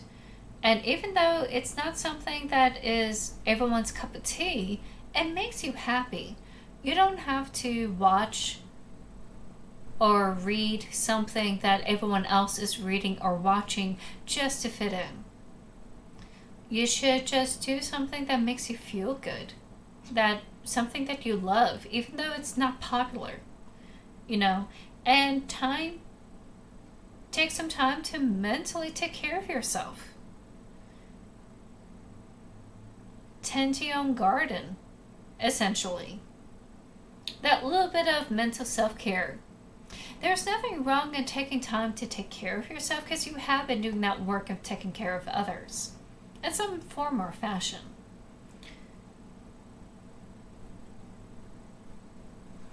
So, what makes you tick? What makes you shine your light? And just let it happen. There may be other meanings and nuance in here, but I think particularly when it comes to the mental state, it's about this anxiety of judgment. And I think that's what it's calling out to. All right. How to connect with our hearts and communicate from our heart. Home. Our way home to oneness in the truest part of our infinite selves is to know ourselves beyond the socialized matrix of my constructive reality. AKA, don't be in a box. We are not a walking label, we're a person. When all sense of flighty survival drops away, a deep sigh radiates from a safe space within, where you can ground dreams into reality. Deep heart-based presence is a direct portal home. Align with your temple space. You have dreams, visions, and may yearn for etheric realms. But it is when we are fully present in our bodies that can we actualize dreams and make a difference. Be grounded, find your home. The deeper of our roots, the higher we can reach into the heavens. Okay, so in other words, Sagittarius, if you really want to nurture your heart and reconnect with it, you have to have a safe space. So go ahead and construct one for yourself. It could be a little place in the office, it could be in the garden, it could be in your own room, wherever you can, to create a space where you can let your hair down and don't worry about people judging you. No one's going to come into the space. It's only just for you. You could drop all expectations, all labels, and just be yourself. And accept yourself for being yourself. That's probably the hardest thing to do.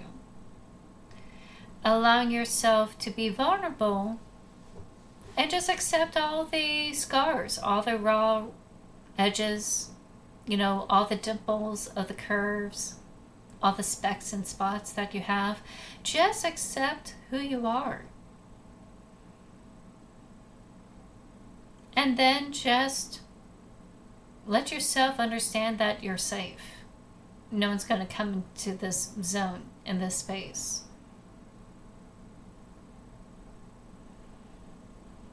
And I think that's going to be really important, Sagittarius, to help us come to center, come into our hearts. Because I think the heart, at least by this deck's interpretation, is about love and not fear.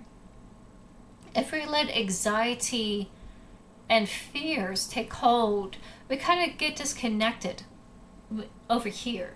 We lose our sense of trust because we are afraid of getting hurt. And that comes from fear and anxiety. So,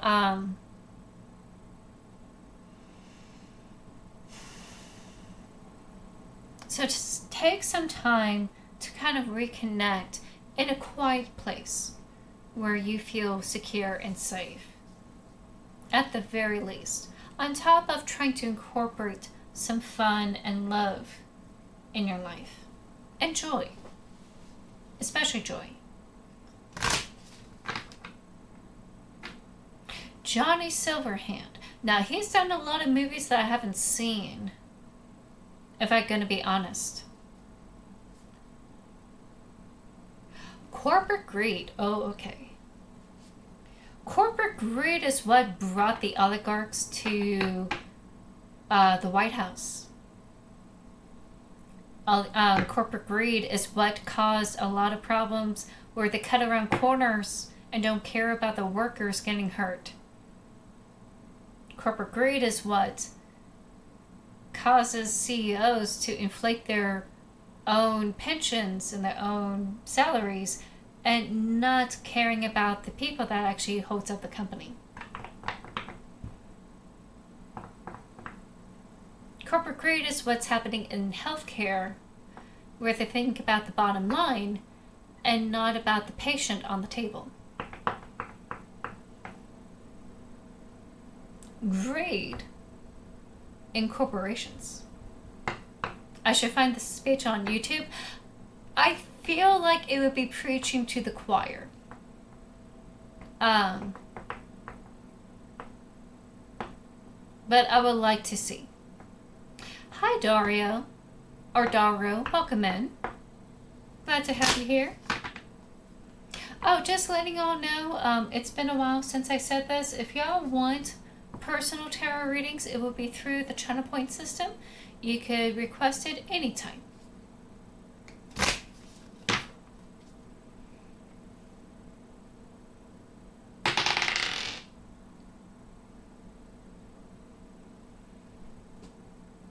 Oh, I have time today. So if you want that reading now, go for it. There's nothing wrong in asking for it while I'm doing the group readings.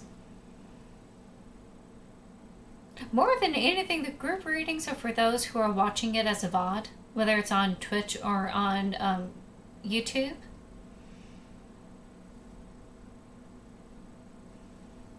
For people who have missed out in today's readings. So if you have a personal question that you need like tarot readings for, I'm more than happy to help out. Hi Kessler, welcome in. Nice to have you here. Welcome, welcome. I just rolled for Leo. I'm just gonna pause here to see if anyone was wanting to do a request before I do Leo.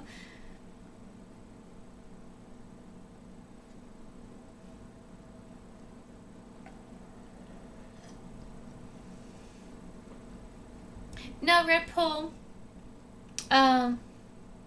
It's gonna have to be with their channel points, because you may accidentally buy a tarot spread that they may not want, or may not suit the question that they have.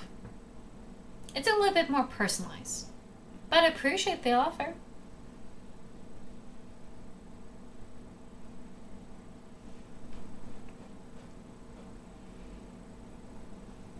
Now, there will be more opportunities to do tarot with me. I always do tarot on Wednesdays.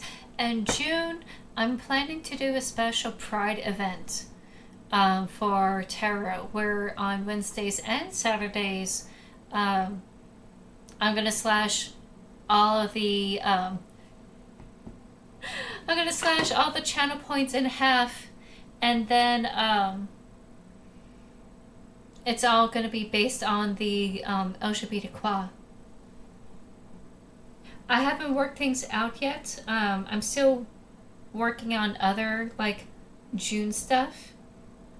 Read from the book. Thank you for such a redeem. Yep. Just got a little bit tucked in here. There we go. And we also have a cat. Let me bring my kitty up here. Hi.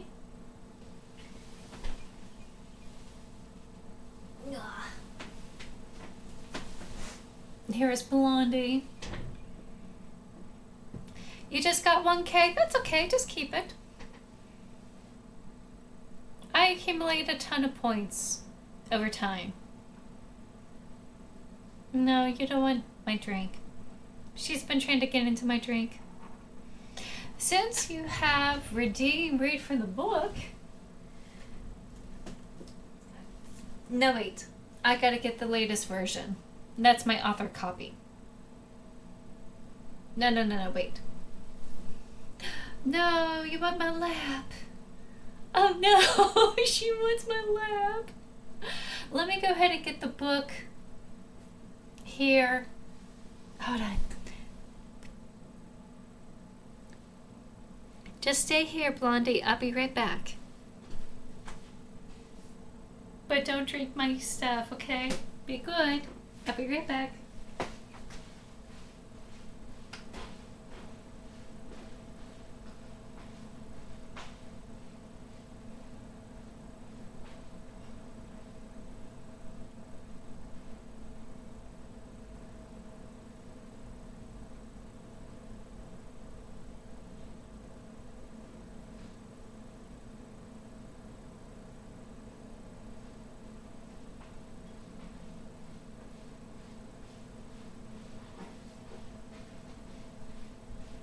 Good girl. Good girl. You stayed. Good girl. Okay. So a major break from the tarot stuff.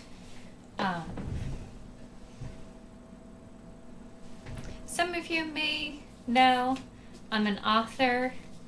I made a book. It was published back in December, this past December. And it's a LGBTQ dark fantasy adventure following Aramis Rose, who survived a deadly expedition, and he brought back a tome that could raise the dead. And they thought they could use this against their enemies, and it was stolen from the person he did not expect to steal it from him in the first place. He has to unravel the Doppelganger Queen's nefarious plot and hopefully save the city, even though the city continues to spit him in the eye. It's a pretty good book. It's a little bit dark fantasy. It's not as scary as some other dark fantasy books are. It is also an unreliable narrator if you really love those. And it does kick off a huge series, which I finished editing the second book. Not just finish editing the book, but like finish looking over the editor's feedback, did some more edits, and sent it back to them Sunday. It was Sunday. You still need to buy it. Congratulations on the new job. Yeah, whenever you want to. I think there's a sale going on currently with the Four Horsemen. And there should be more opportunities this coming June to go ahead and buy it at a lower price. I would try my best to like promote those on social media as much as I can. There is a special announcement I will make here on Twitch next weekend or next week. So stick around for that. But let's go ahead and read from the book.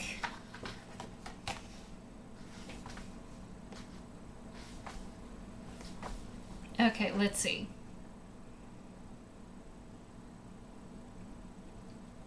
Wait, maybe I should do this. Pick a number from 1 through 274. Or 274. Pick a page. And then I'll read from that page. How about that?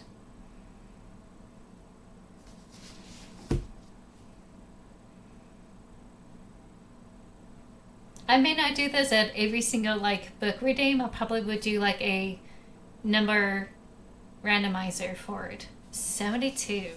Okay.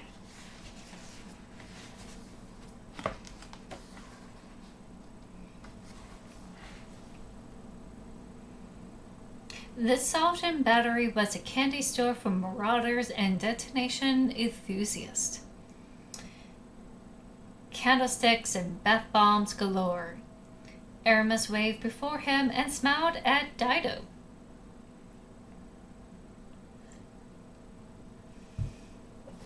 Dido frowned. You mean bomb? Hey, are you coming or going? The shout came from the polished countertop to their right. They quickly shuffled in at the request of the man behind the counter. The burly man was quickly tying some sample ropes in various sailor knots. His muscles flexed the fair maiden on his forearm, giving the illusion of her swaying her hips.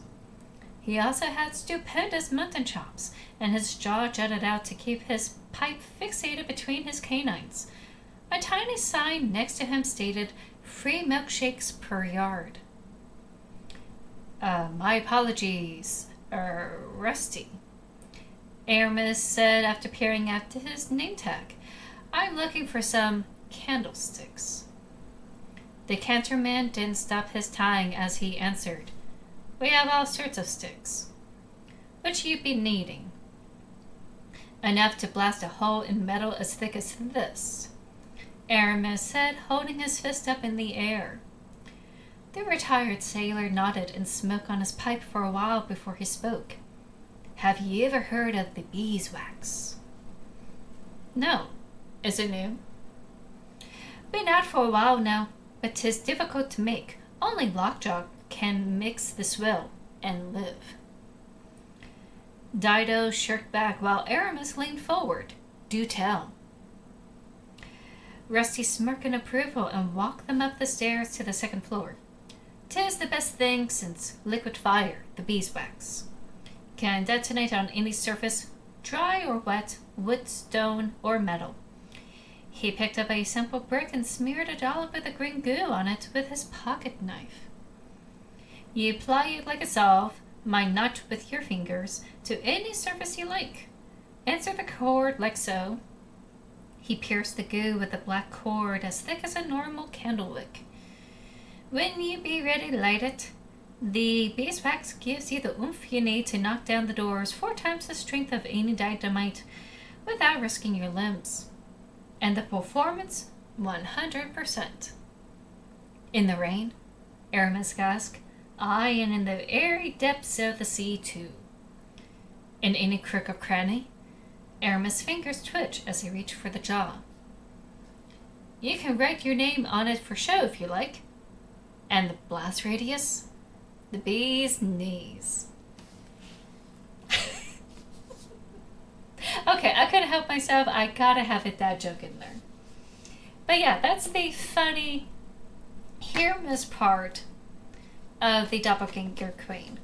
If you like a little bit of D&D, a little bit of humor, a little bit of a unreliable narrator, a lot of, twists and turns, go ahead and get yourself this book.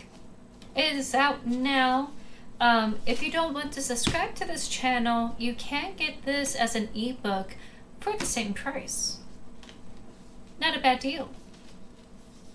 Yeah, I love it too.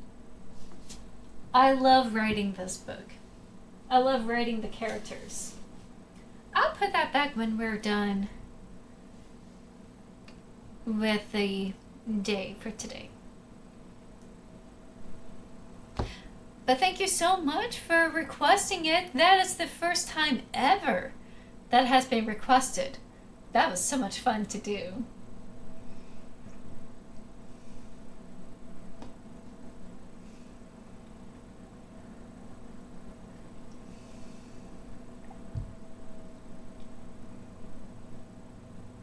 Alright, I'm going to wear the unicorn power a little bit more.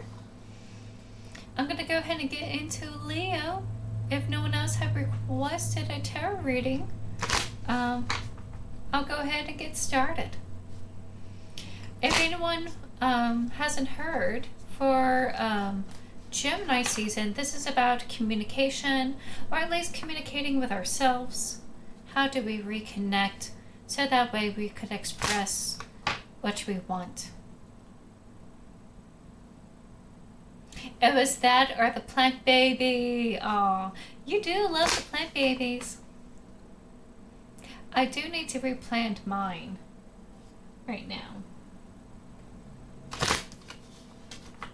She's here, just sitting on the edge. Showing her tail to the world. All right, Leos.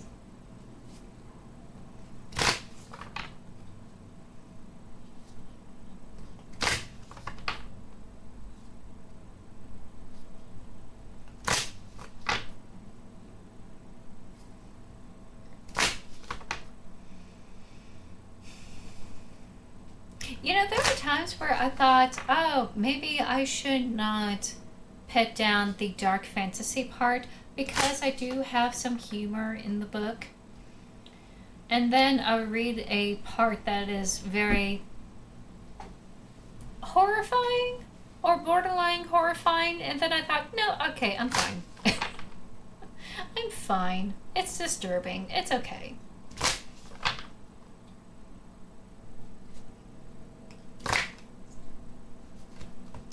Okay.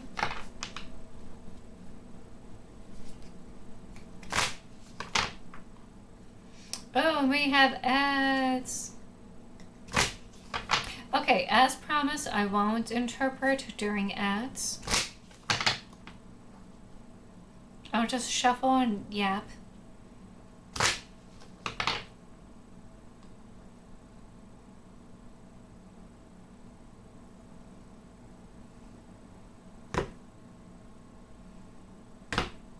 Okay.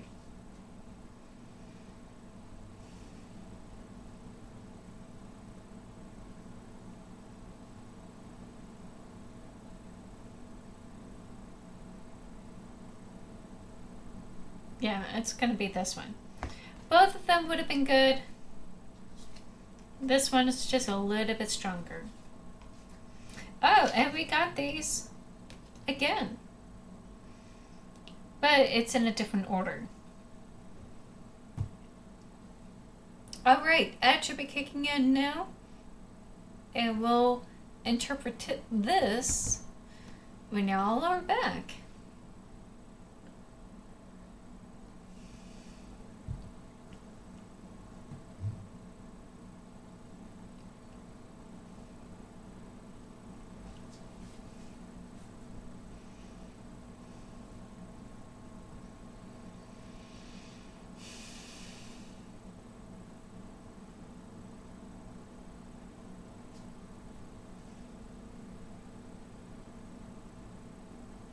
Yeah, it's beyond Lemuria. It's based off of it's really inspired by that I don't want to say new age because I don't think it's new age, but it's kind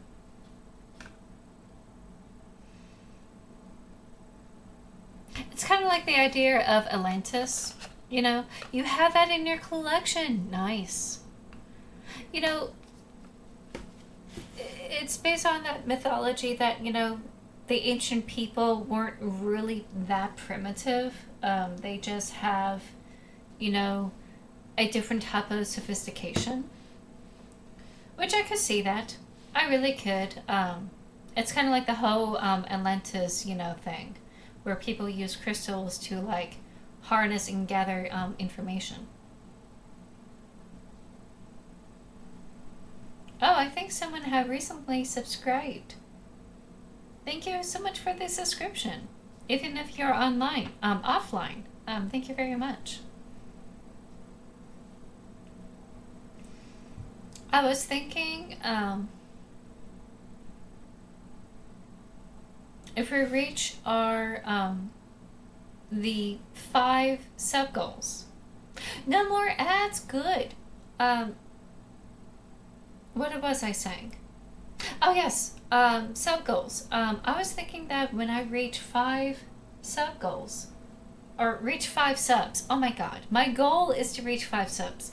Once I hit that goal, I want to do a roulette and just see which game comes up, and then I play that for an hour. Or maybe like 30 minutes or something like that. Just play that game for like an hour or 30 minutes and just make that as a whole day. And that may be a longer stream than I usually do it. But I thought that would be worth it. You know, have that as a sub goal. And from there, we just pick which game that y'all really love. And, wait. You just recently subscribed. Thank you so much for your subscription. It just dawned on me. But anywho, I was thinking of that, and oh no, it finally came through. What in the heck? Thank you.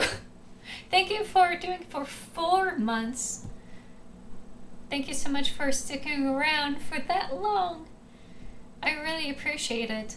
That does help me out with a lot of things, like purchasing pencils, pens, you know, paper, for all sorts of stuff.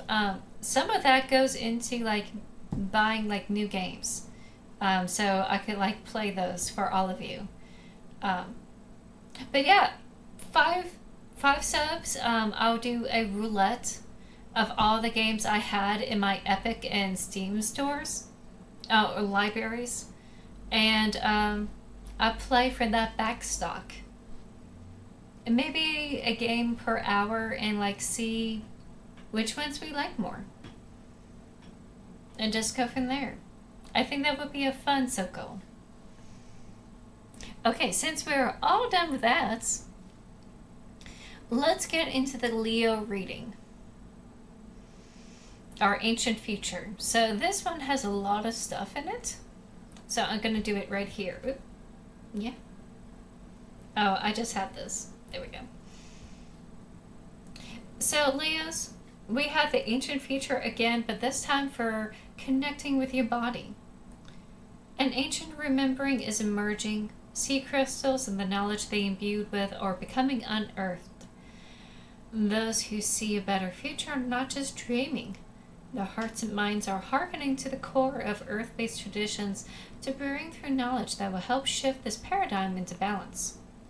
This card is imbued with activations, and you are being showered with blessings in preparation for a transformation.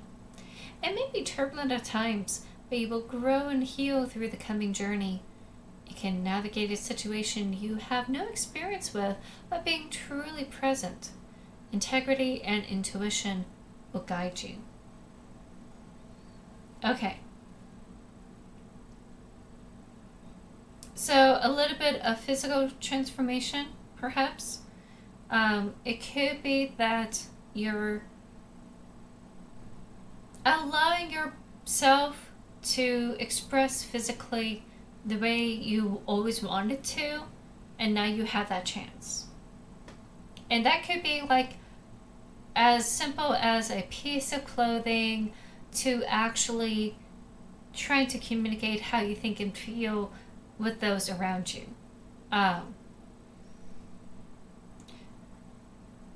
Let's see what else it says that may tie with the body. Oh yeah, be present. That's another thing. You don't have to know how to be present. You don't have to read all the books or whatever it is. Just pay attention. Physically pay attention. Be present at the moment with those around you. That's how you help reconnect. And also trust your gut. This is one of those trust your gut cards. Don't ignore your instincts. Because you walk through this whole life. You had developed all these experiences. Most humans are pattern recognition beings. You will develop a certain pattern you had recognized, even if it's on a subconscious level. So trust your gut. That intuition usually won't be wrong.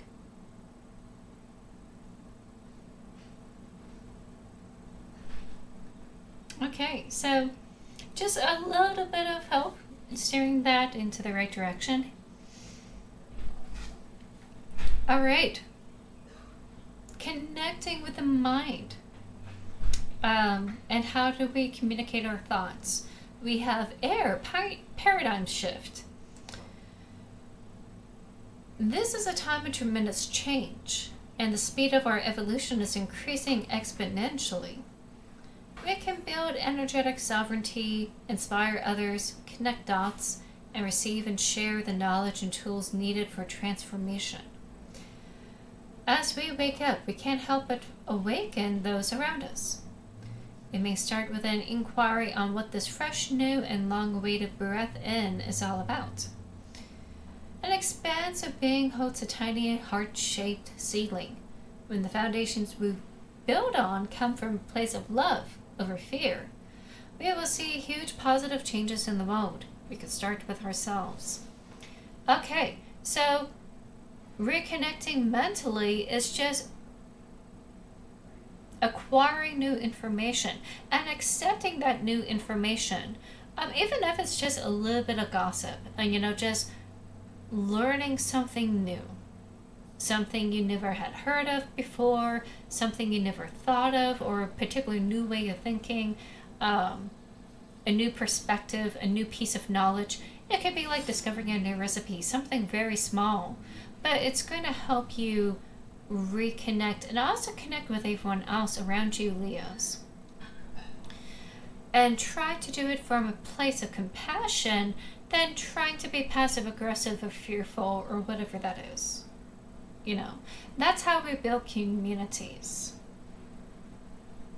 is that sense of connectivity. Even if it's just the mundane, silly things, or like learning something new and then like letting people know the new thing you learned about. I think that's cool. Let me see. I thought it was going to rain, but it just got really cloudy over here. So, there you go. I hope that will help you out. Last but not least, how we connect with our hearts, Leos. Portal Keeper. Portals are gateways to other layers of reality. They can be accessed through inner practices or externally in places such as the planet's vortices. Gently explore the edges of your existence. Spend time listening in the forest, deepen your meditation practice, dance yourself into ecstasy, explore psychic tools, and study new healing modalities. If you feel like you are lacking a purpose or life feels a little mundane, remember there is never a reason to be bored. What we experience with our physical senses is just the tip of the iceberg. Magic exists wherever you care to find it. Look between the lines to limitless discovery. Okay, so if you feel a little bit numb, like you're walking around like a zombie, feeling a little bit disconnected with your heart, it may not be a place of fear. We had heard from the other interpretations that usually the disconnect comes from fear. In this case, Leos, the disconnect comes from not having fun and not experiencing the joys of living and trying to like reconnect, even if it's a physical or mental kind of way, to cut through the noise and just have that presence of self. And that presence of self can be explored through dancing, having fun, going to the forest, a little bit of meditation, just to get away from all the noise and bustle that goes around you. And that will help you reconnect with what you want to do with your heart. And speak with your heart. I think that's a really wonderful reading. Alright, let me close this door here. There we go.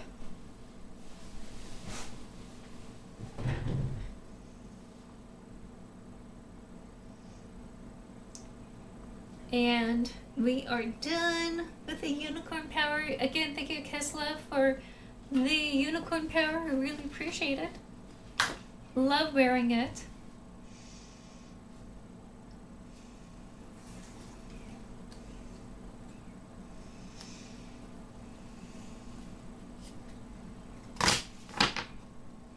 Okay, who's next? And as always, y'all are welcome to request tarot readings if you so choose for today. We have Scorpio. Scorpio's next.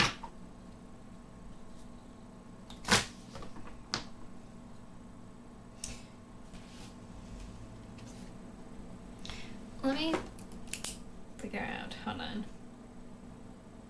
Let's see, we did Taurus.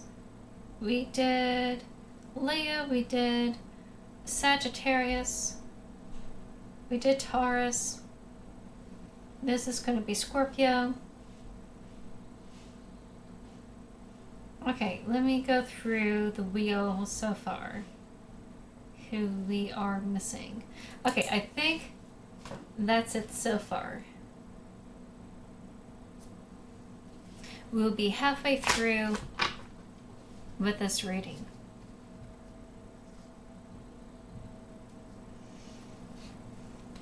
The Beatles are really good. I love listening to the Beatles.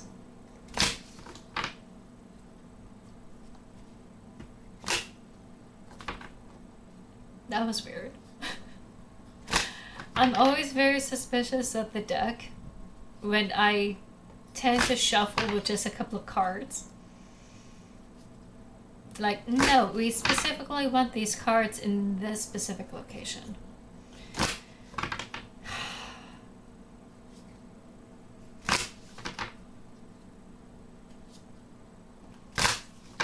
I just separate the deck wherever I feel like I need to separate the deck.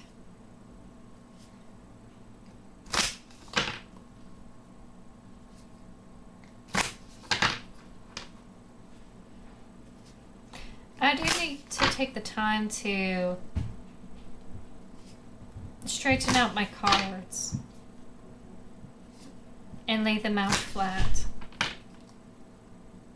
There's a way of doing it, I just gotta make sure that I do it safely without like causing the print to fall off.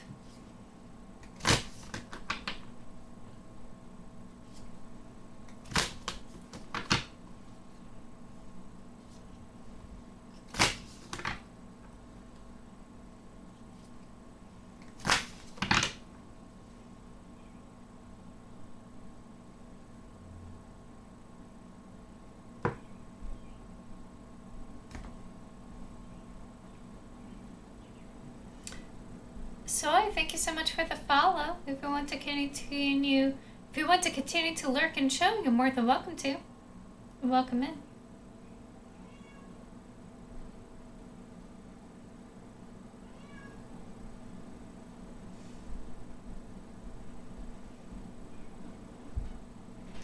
You know, if I cut it in a particular way, instead of having it, you know, from the top, I'll just go with cut. For some reason, both of them were like valid, and I thought, nah. If I felt like I had to cut it, I'll just go with a cut. Welcome in. I'm doing the reading for Scorpio people. And this is about communicating and reconnecting our bodies, minds, and heart. For Gemini season, since Gemini is all about communication. And that disconnect that we have right now is from disconnecting within ourselves. So if you want better communication, we need to learn how to communicate with ourselves better. And this is a good place to start. Is Virgo past? No, I haven't done Virgo yet. I have done Sagittarius, Aries, Taurus, Leo, Aquarius. Yeah, Aquarius, Aries, Taurus, Leo, Sagittarius, and now we're doing Scorpio. So it's all random by the dice.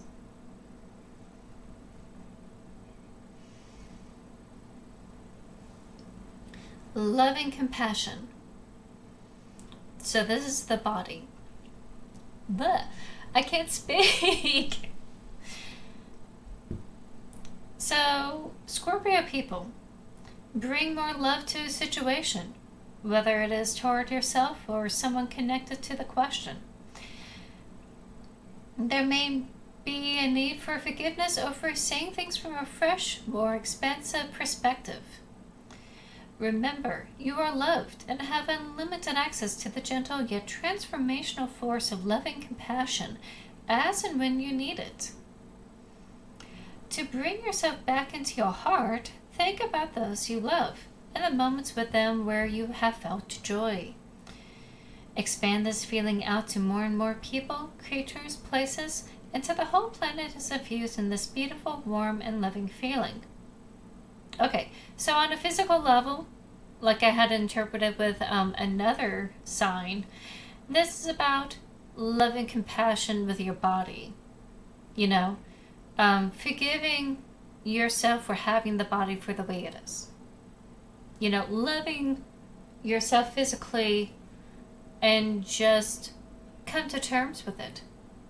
I mean, you're going to be stuck with it for the whole life. The rest of your whole life, you're going to be in this body. And there's no shame with what it is. It's going to have bumps and lumps and bruises and, you know, scars and whatever it is, you know. It's going to be sometimes a little bit smaller, bigger. It's going to be shaped a little bit differently. So what? It's yours. And I think that you should love yourself for having it.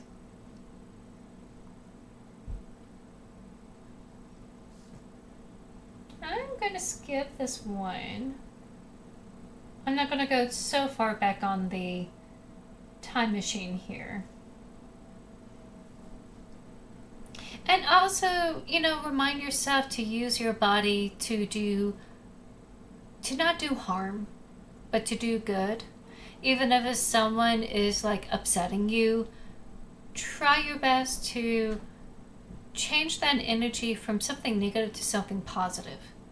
If someone is like really ruffling your feathers, use your physical body to like make a better difference in the world, knowing that will help balance out with what's going on. Do something a little bit more positive than something negative.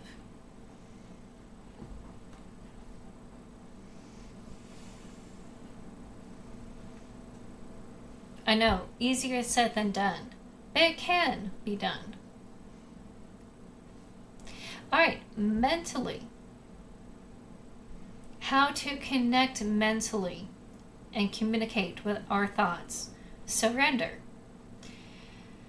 Trusting what we can achieve more by loosening control can take great courage. Sometimes the most constructive way forward is to stop forcing things into being. Rather than allowing, inviting, and drawing a project into being, the energy here is of frustration, as if you're pushing something heavy up a mountain and gravity or flow doesn't seem to be on your side. Use this awareness as a guide when you start to detour from your path. When control is released, so too is resistance. Loosen your hold on the reins and know the universe will catch you. Trust. Let the great mysteries reveal themselves. Okay, so how to mentally reconnect? Don't try to mentally force things to happen. Like if you feel like you're mentally stuck on something, it's because you're trying to force something that's not ready to happen yet. Or you're going at an angle that's not conducive to make something happen. You're going to have to learn to pivot. Let go of this one particular tactic. Develop a different tactic to tackle the problem. And I think the biggest obstacle here is not trusting others. Shocking, I know. So to help connect mentally is to learn to trust. And that doesn't mean you have to trust someone who's going to do you harm and you know they're going to do you harm. But to have a kind of trust to know that when something does go wrong, you'll be able to take the reins and be able to do something about it. But trust is earned. And it's usually by people who are willing to, who have proven themselves, proven themselves worthy of your trust. But most importantly, you need to learn and accept to trust yourself. You need to promise you won't hurt yourself. That you're going to take care of yourself. Trust your intuition. Especially you Scorpios, you have really good intuition. Your gut instincts are usually impeccable. Trust that. Figure out what it is that's making you stop trusting yourself. Is it because you accidentally made a mistake? You accidentally made a wrong decision? You're learning. It's okay. You're human. Love and compassion will help you out here in this instance. It's okay to be fallible and be human. But if something is in the way and it's frustrating and nothing is working out, maybe in order to reconnect with yourself mentally is to trust your thoughts, trust your feelings. What is it that you are ignoring, that you've been sweeping underneath the rug, that you should examine? And I think that's where it's coming from. That will allow you eventually to radiate that trust out beyond your central circle to those that have earned their trust, earned their place to be at your side.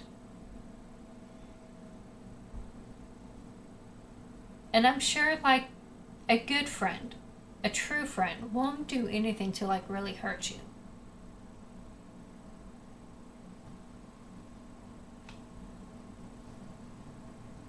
Okay, last but not least, how do we reconnect our hearts and communicate with our hearts? Self-star chakra, merging with the divine. This image captures the merging of time beyond space and the kaleidoscopic wisdom that penetrates our being. We have lived in many worlds, all interconnected. They uphold the lessons they carry as messages of transformation. My voice is relaxing? Stop. Thank you, that's really kind. Their synergy creates the expansion of the universe. Gaze into the place where the light between our stardust can become anything, and collective evolution is part of a grander story. When we simply let go, we become all that we have been seeking and glimpse the greater dream. Meditate on the idea that everything that ever was and ever will be is happening simultaneously, right now, across multiple dimensions.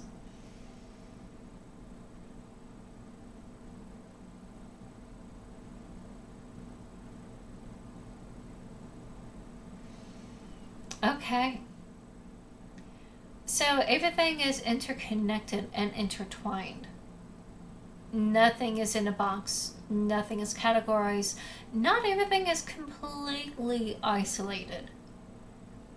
And I think that will help you understand that with all this interconnectivity, it's going to help you reconnect with your heart and understand that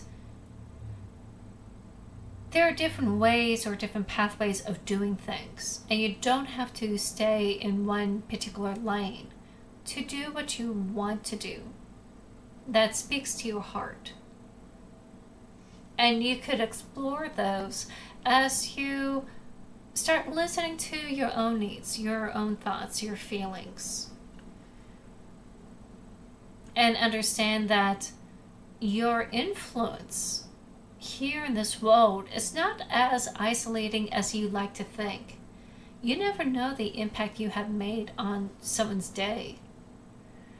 Like, if there's a place you frequent often, such as like a coffee shop, you always get that one coffee from that one place. You always said hi to this one barista every morning.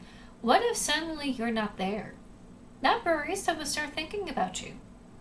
Even though it was very superficial of a thing, they will think about you. Like, wow, they usually come to my place. I wonder what happened to them. I hope they're okay.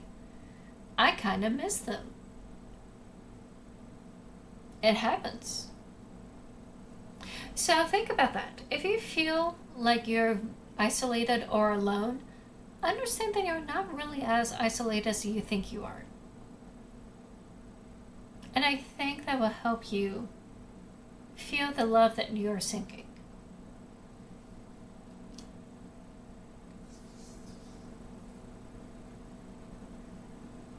You are making a difference. You just gotta understand it. It's small. It may be small, but it doesn't mean it's insignificant. It brings everyone together, no matter how small that is.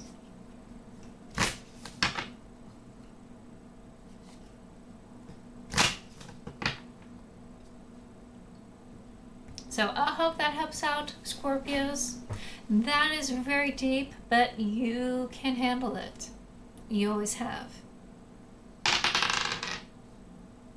Alright, Cancer is going to be up next. We're going to deal with ads, and that is a good time for me to take a restroom break.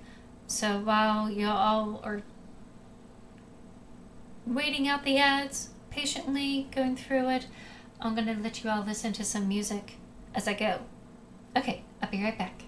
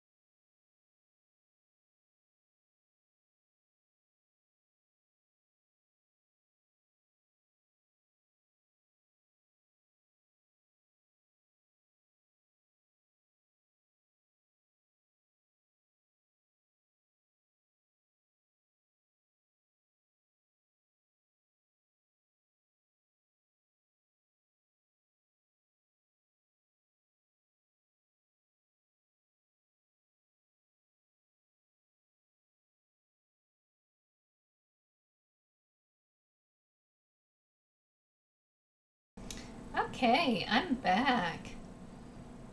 Oh, and thank you so much for the comment, Soy. I really appreciate it.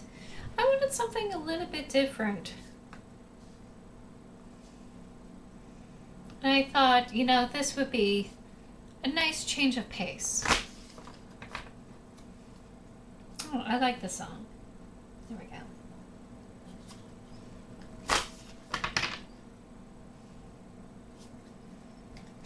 Alright, this reading is for Cancer. Talking about the mind, body, and soul, or heart, in this case. If y'all want personal readings, you're more than welcome to interrupt any time today. And I'll do those in between.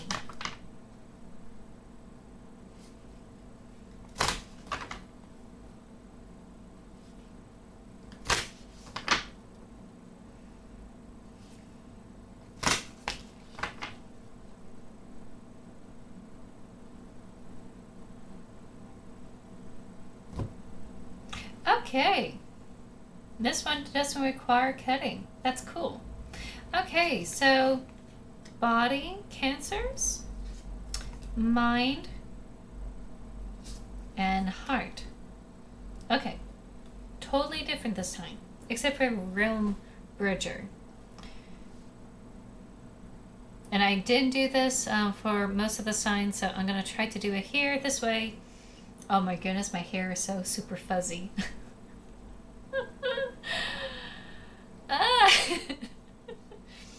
I'm trying out a whole new hairstyle just to see how it goes. And at first I would just really love the cute messy bun I have, but then like everything started frizzing out. So I'm gonna have to figure out a new way of doing things. Okay, for the body, Cancers, balance forces. The Lemurian people were said to have been androgynous.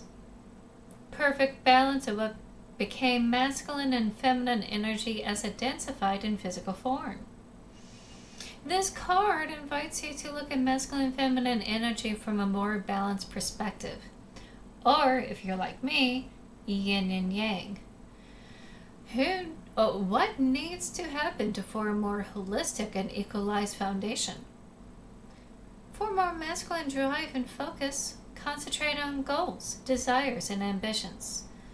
If you want to engage more feminine energy for receptivity, trust, flow, and surrender, consider other things you're already grateful for. Feel the warmth, gratitude, and comfort of knowing everything is divinely perfect, just the way it is. So there's two ways. We could take the literal interpretation of balancing masculine and feminine. There may be parts of ourselves that we feel that's too masculine or too feminine, or we're putting these type of labels and stereotypes on each other, and thus becoming disconnected with our own physical bodies. That could be one way of interpreting it. Because what society determines as being masculine or feminine has changed radically over time. High heels, for instance, was used to be sturdy while riding horseback. High heel boots was to help you stay on the horse, in the saddle. And men, especially in the 1600s, 1700s, really have pronounced high heels to show their power of reining things in, in a way. The idea of reining things in, of having control, of mastery over the beast. That's what the high heel used to symbolize for men for the longest time. And eventually some women start doing a little bit of, dipping their toes into high heels. Oh, that sounds good. Let me go ahead and put some high heels on my shoes. Do it my own way. And that kind of comes into their own interpretation of the feminine aspect of high heels, etc. It goes back and forth over time. All these different ideas of what is feminine or masculine. What you need to do, Cancers, is to accept who you are physically in your body, and not judge it. Not judge that you have big bones or small bones. Not judge that you have big muscles or small muscles. Whatever the society deems as being masculine or feminine. That's one way of interpreting it. Or maybe there are ways of expressing yourself that is very confident and driven with that yang energy. You know, the power girl boss that you want to be, for instance.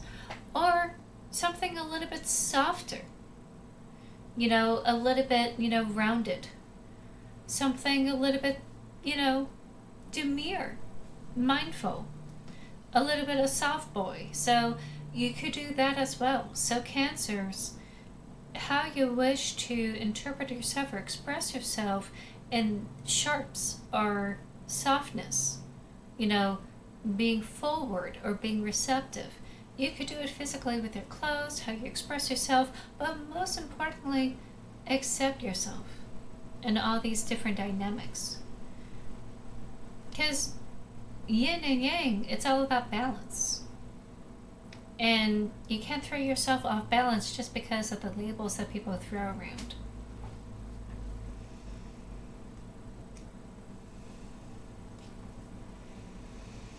And you're welcome to take it to other interpretations as well.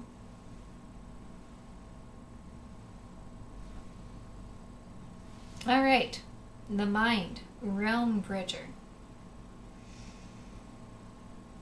As you raise your vibration and explore different states of consciousness, you may experience phenomena you believe only happen in fantasy stories.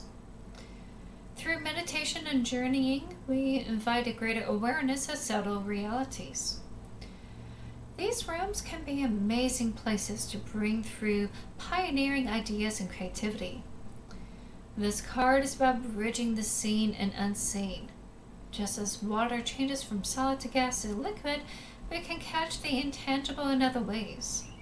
Metaphors, codes, or even maths can form the path of the visionary.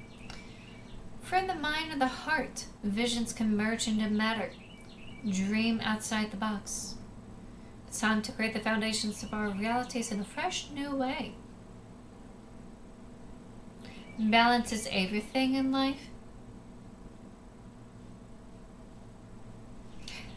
I held to that philosophy, the whole yin-yang philosophy of balance, for the longest time of my life. It's probably something I need to get back into. But there is a danger of trying to be a perfectionist, of trying to make sure everything is balanced.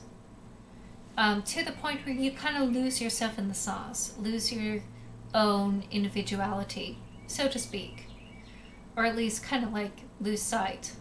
That sometimes, just because it swings one way, doesn't mean it's entirely bad. It's okay for everything to swing one way so that way it has the momentum to reach the other side. Sometimes swinging is an act of balancing things out. Took me a long time to understand that.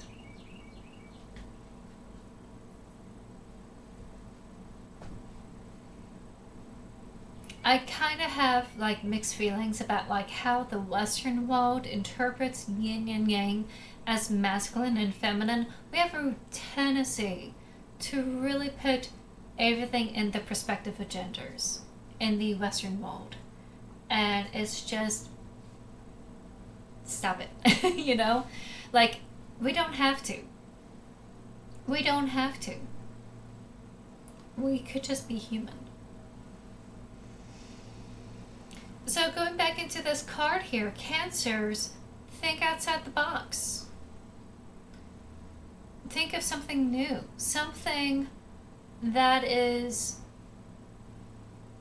not really have been done before. There will be some flashes of insight as you think of one modality and compare it to the other. There may be some connectivity in between that you could read between the lines or connect the dots. All of you Cancers are very intuitive, just like Scorpios, just a little bit more present with dreams or feelings, and are able to suss out things that are unsaid. Okay, a little bit of the empathy level, probably not as much as Pisces, but a little bit of the understanding the inferred, if you will. So you can use that special ability as you kind of brainstorm whatever you want to make happen mentally. And that will help you reconnect mentally and communicate your thoughts of what that in-betweenness is. And it could just be as simple as expressing your emotions or expressing in a form of music or art.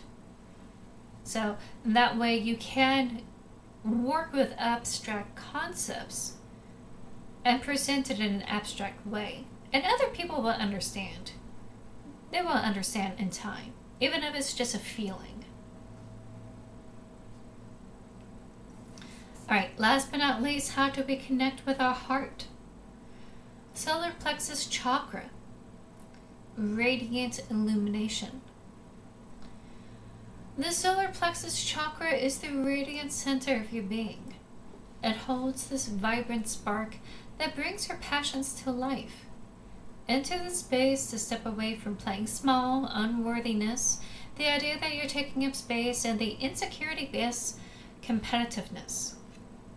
Allow yourself to be attuned to the abundant life force that resides at your center and be energized, motivated, and fueled with inspiration. Bring forth more of what you wish to birth into the world. As you discover a deep and real sense of self-empowerment, you can confidently lift others in celebration, harmonizing differences and shifting hierarchical paradigms into collective co-creation. Okay, the last sentence is a math word. So let me break it down a little bit. As you discover deep and real sense of self-empowerment, aka finding your confidence, you can confidently lift others in celebration. That's pretty easy to say. Harmonizing differences, aka mediating, and shifting hierarchical paradigms into collective co-creation. Instead of everyone being in a hierarchy where one is superior over the other, everyone is at the table, and the table is round. Everyone comes to the table to exchange their vision, and everyone can come together to create. Instead of having this authoritative top-down, down-up, rat race, ladder kind of mindset. So how does this tie in with a heart space? Well, part of it is this negative thought of unworthiness. That fear of like, oh, I'm not really that great. I don't think I should go forth and do the thing. I don't think I should express my ideas to the table. I don't think they will like it.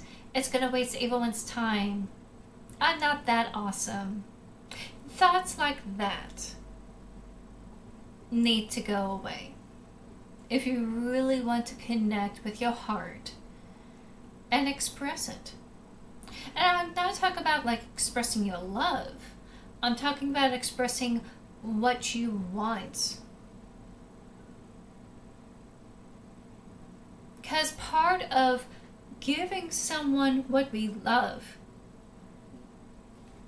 it's like giving a gift. If your love, whether it's a child, a spouse, a partner, whoever it is, a friend, sometimes giving a gift requires knowing what they want. How are you going to express what kind of gifts you want to receive if you never voice what you love? If you never speak up? And you have to combat this mental state of being unworthy, being small. You know, oh, I'm just going to scrunch myself in the corner here, don't mind me. You need to get rid of that in order to let other people know what you desire. Because people who love you and care for you want to give you something that you would enjoy. And they would not know if you keep putting yourself under a basket. And it's also for yourself, knowing yourself. How would you know what you love if you don't really communicate with your heart? If you keep doing this to yourself, diminishing yourself, you won't know what you really want in life. To give yourself a gift. That's where self-empowerment comes in. You're worthy of love. Even though that's at the solar plexus, that is the one chakra that you can unblock in order to start working on your heart chakra. If we're getting into chakras here. And if that's all it takes for you to finally reach it, it would be worthy to help unlock it. So, a little bit of a kick in the rear, Cancers, but I think it's something you would appreciate. You know, learn to love yourself. And also this drive to create. I think there's nothing wrong with expressing that need to create and put something out there. I think that is a beautiful thing. And your voice is worthy to be part of that table.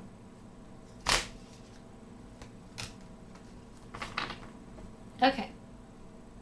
Who's next? We did Taurus. Capricorn.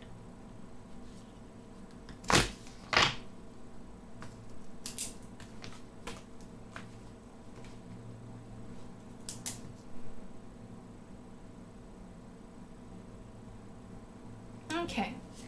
We're not halfway through. Okay, wait, hold on. We are halfway through, but we're not done.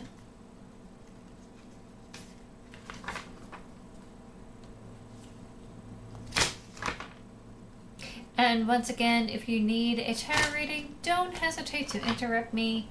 You could do it through the channel points. I'll be happy to do those. I always like working on those readings.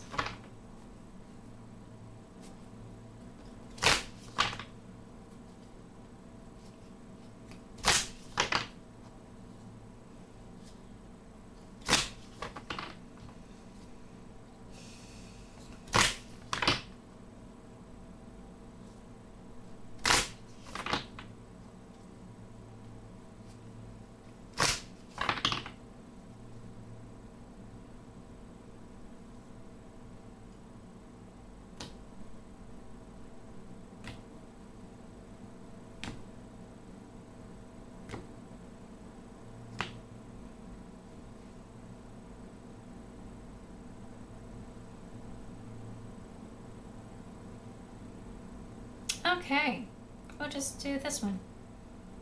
Easy. Okay, for the body, reconnecting with it, we got this card. Reconnecting the mind, we got fire. And unique gifts for the heart. Okay. Oh, fun. So to really reconnect with your body and to communicate physically, it's the heart chakra. Okay. Unfurling back to love. This chakra card represents love in its many forms. It reminds you that everything in life can unfold into love or fear. When unfurling back enough, the foundation of all you seek lies in the universal desire and right to feel love and be loved. Love heals. God is love. This is the force that will change the world. Have compassion. Expand your awareness and heart-centered radiance for all beings on the planet. Encapsulate Earth in loving compassion. Bask in the blissful feeling of the planet and all of its perfect balance, loving you back. Okay, so physically, I think this is about how do we physically give love. This could be through charity. This could be through gift giving. This could be, the love language of acts of service. This could be, physical love making, if you will. It could be that. But I think it's about allowing yourself to be just a little bit vulnerable to connect with another person. To go out of your way, take the time to be there for someone. Or do something that you normally wouldn't do. And physically connect. In a wholesome, loving, compassionate way. And I think that will help you connect physically and also to express yourself and really connect with others if you do so with a empathetic and compassionate mindset. So I think why this card is here is this idea of there's always a lot of pressure on Capricorns. Most of the pressure is placed upon themselves to be responsible and to shoulder all expectations so that way they could carry the weight of the world on their shoulders. Even if it's family, even if it's friends, if it's like carrying on a legacy, whatever those expectations are, you want to carry it and you seek it through material means like that job, that education, that dough, getting a certain whatever status, material, whatever. It's understandable that you seek out those things to create the stability and security in your life and for your family. Understandable. But the cost here is making you rigid, where you don't really take the time to enjoy those around you and do it with a loving, compassionate way. You feel like you have to be stone cold. You are going to have that permission to be soft, at least physically, in a compassionate, heart-filled, wholesome kind of way. And I think that will help you reconnect physically, and at least physically connect with everyone else.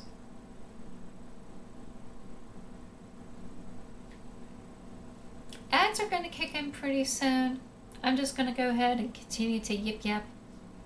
And while we do so, we're just going to appreciate this little lineup here. Oh, I love this song. I heard this song I don't know how many times when I was growing up.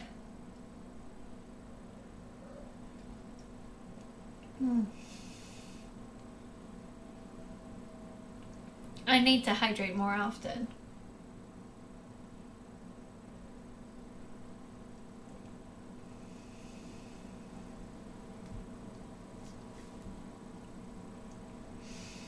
I love the Cranberries, Linger, and I also love Zombie. Zombie is so good. I know that I place it in my Halloween music, Zombie for Cranberries, but I know that it's not really about literal zombies, but it's about, this mentality of not being human while you're doing something that is destroying your humanity. Oh, Zombie is so amazing. I love it. I love the message too. You know, like, how can you do these atrocities and still call yourself a living human being? You must be dead inside, you must be a zombie, you know. And to, like, have that as a cover from another band, which I think is Bad Wolf, if I recall right. And that layer, it's so good. And so sad that they weren't able to meet up to do that song together for that music video. And it just makes me so sad that didn't happen. You know, it just makes you realize how life is really fragile. All these chance meetings and everything in between is a little bit more chaotic than we like to think.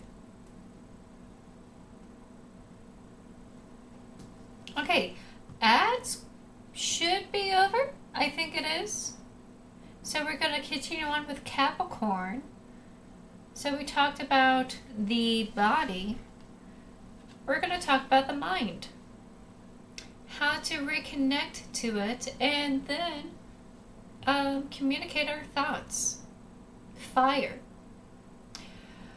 Solaris and Blind. We live in a dualistic world. Bring light and dark into balance, and being real with our humanness can allow us to reach more joy, authenticity, and depth. By accepting and loving all of ourselves as we are, we can extend more of this love and having greater compassion for others. This painting, or this card, portrays the balanced dance of creation. As the dragons come together, they dissolve into one with all that is. In this place of coalescence, both sides fuse into oneness, not just as a re-merging with the universe, but an alchemical process of becoming the empowered creative force we truly are. So, my personal take of this card is, let's look at this world. We have a tendency to put it in this dualistic mentality of good and bad, right and wrong, yin and yang, black and white. How do we merge those two dynamics where they can be used not as a combative force, but two perspectives of the same coin? What is that coin? That coin is you. So, if you want to reconnect, Capricorns, mentally, because there's a lot of misinformation and disconnect that's happening in this world right now, especially through social media and like everything else going on in our society. What you need to do is to try to go for the truth nugget, the very core of the situation, the very root of the matter. That had spurred all these different perspectives. And try not to go at things in a very dualistic, black and white mentality. Though I do personally feel, you know, there is a level of what is right, what is wrong here. But more than anything, I think it's about like, how do you, as this coin, as this person, contribute all these thoughts, all these perspectives into one being? Maybe it's not as opposing as you think it is. And probably going back into the Cancer reading about this dualistic mindset of masculine and feminine, we think that they should be opposing forces. And really, it's just the same coin of gender.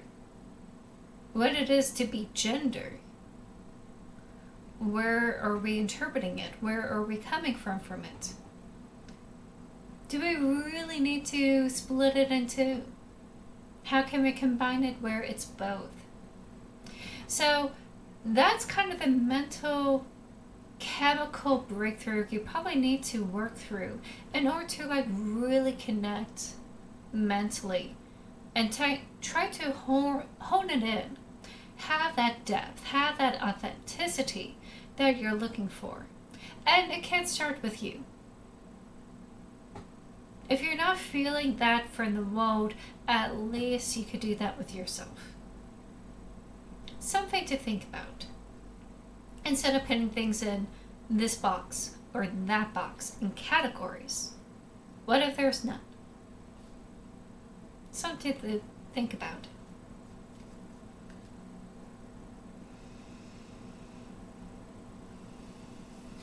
Now, I'm talking about dualistic dichotomies, of course.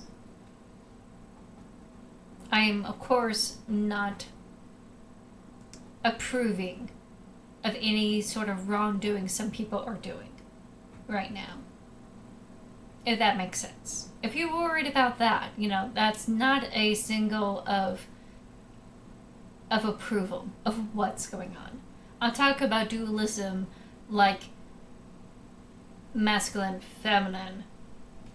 If we're going to have to deal with political parties, Republican, Democrat, sure. But should we divide it into between these two parties? We probably don't need to. It could be just an American issue. So if you took it in that political route, that's what I really meant. Just to clear things up, I know that some people tend to take things out of context. Just letting y'all know, that's not what I meant. I meant it in that manner. Okay. Unique gifts. We could talk about and explore it another time. Heart. So, reconnecting with your heart and how to express it, Capricorns, is through unique gifts. We all have gifts to bring to the world. If we all did what we truly excelled in and enjoyed, our talents and abilities would enable our communities and our planet to thrive.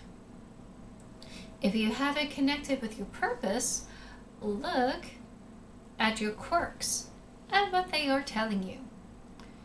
What makes you unique? Look for the positive sides of your oddities and traits. Things you have considered shortcomings might be the qualities that enable your gifts. Or the things you like to try or feel pulled to explore. Now is the time to follow these whispers. You never know what they may reveal. Okay, so accept your quirkiness. Don't be ashamed that other people are going to judge you for being just a little bit different. That difference is going to be your power. And you could use it to help communicate heart to heart. And connect heart to heart. Since this is Gemini season, this is all about connection with communication.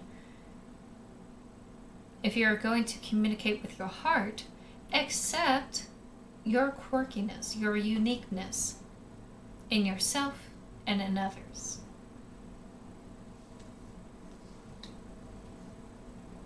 I think that's a really good reading for you, Capricorns.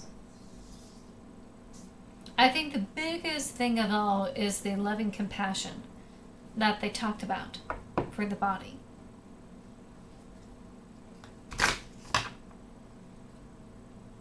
Okay, we did Capricorn. How are we feeling? I know that could be a little bit intense.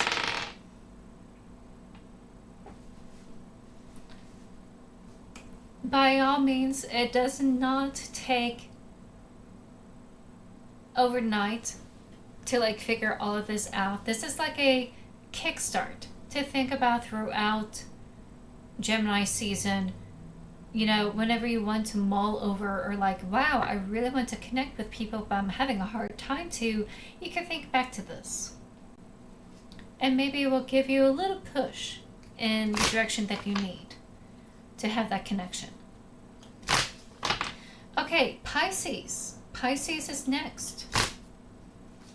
And with that, we're 3/4 through.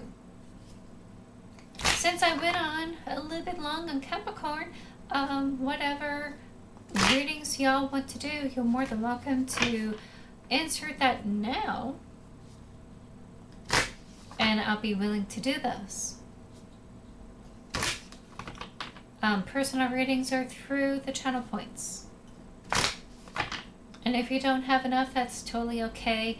I am back from edits, and I will be doing those on Wednesdays.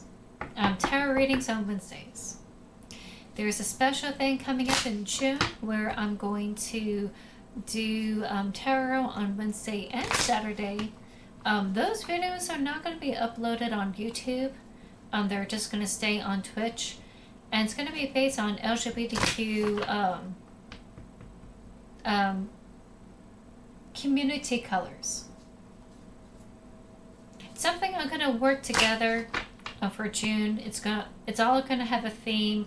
I'm definitely going to use this deck. I think this deck is going to work well for June. Maybe a little bit of the Oracle Delphi because it's so positive. We kind of need that positivity.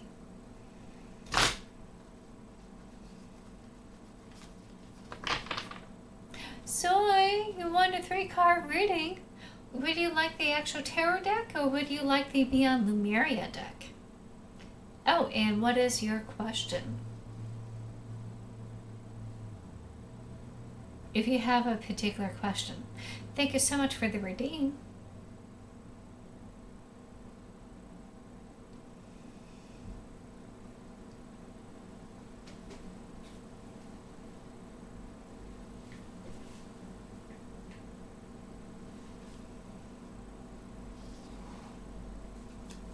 Okay.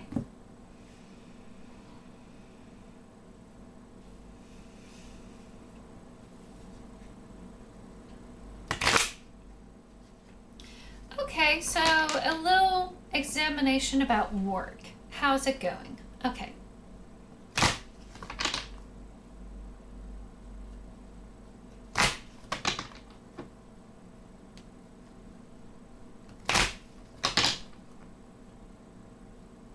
Okay.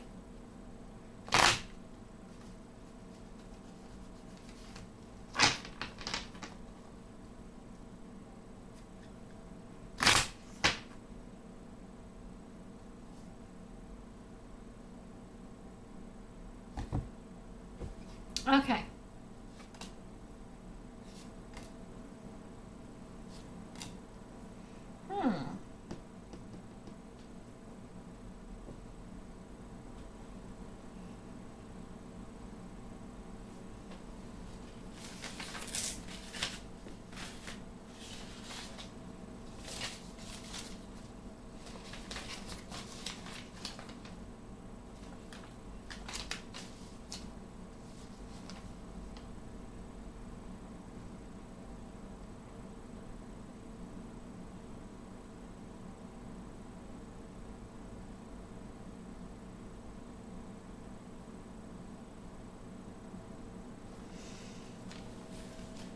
Okay, so in general, there's a little bit of block.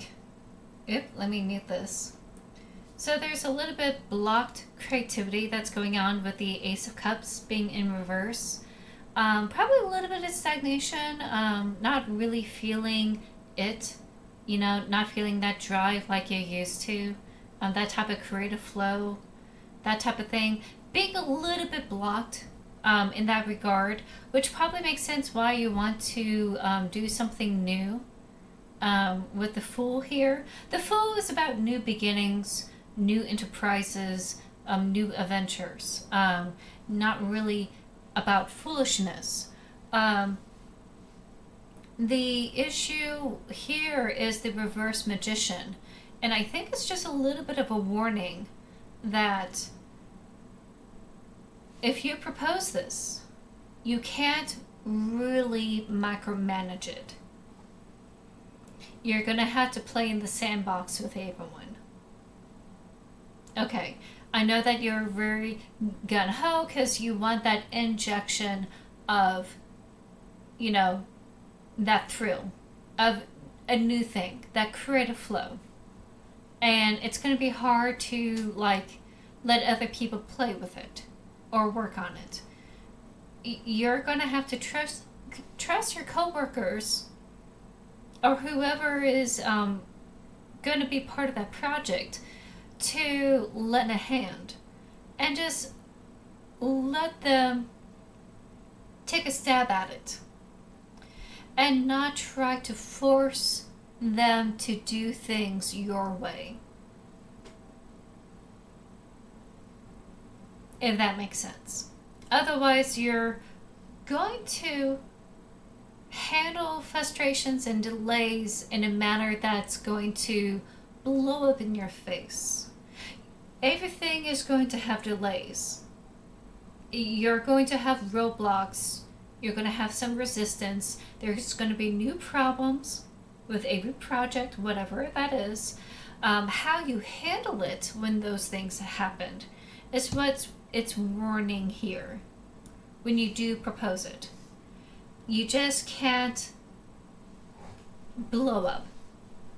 Okay, you're going to have to find a way to handle frustrations without taking it out on others. And without, like, trying to pressure your coworkers to do certain things or to take it in a different direction. You know, it's like having all these cooks in the kitchen. Everyone's going to put in a little bit of something to the spice, to the sauce. Everyone's going to slice the tomatoes slightly different than you, but you're going to have that meal. So you're going to have to play in that sandbox with them. And I think that's what it's warning about. Now, that doesn't mean that it's going to stop. It's not going to go bad.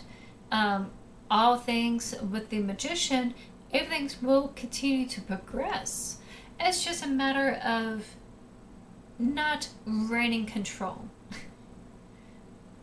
as it progresses and how to handle frustrations when they occur, setbacks and delays, and not take it out on other people. I don't think you're usually the type to do that, but just in case, you know, it will happen. Part of it is just letting things flow. Let it flow, let it go. Everything will work itself out in the end. I think that's the major mantra. Otherwise, there's nothing really wrong with a new creative project. I think you should go for it so long you're ready that you let other people play.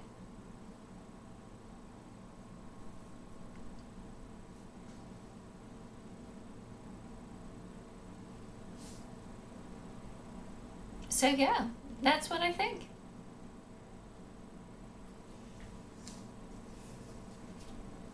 Oh, you're welcome. And good luck. It's going to be quite a journey.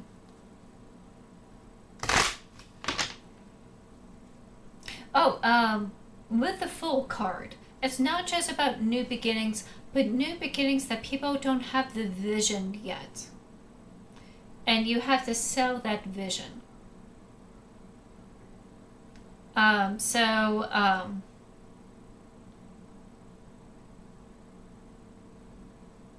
It may be hard to try to convince some people, but once they're on board,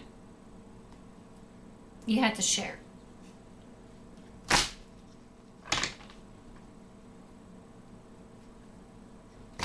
Okay, there we go. And thank you so much for redeeming a tarot reading. I really appreciate it. Oh, and this deck is the Sacred Rose deck. This is from the U.S. Games Publishing Company, and it's based on this artist's drawings in the late 70s, early 80s, and some of the hairstyles, like this dude. really, really mark the time. Big hair energy that just flows around. Okay, I'm gonna do Pisces.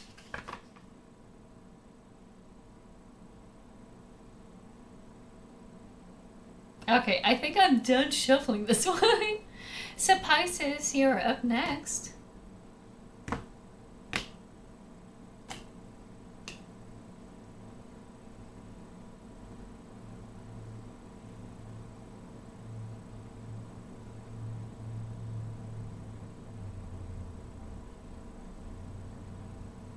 I think it's this one.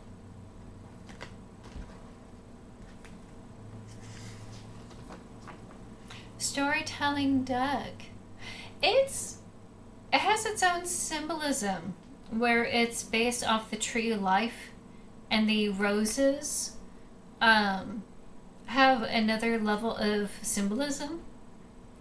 Like white is innocence, the gold is about prosperity, the middle rose is about the spiritual realm, red is passion, etc., etc.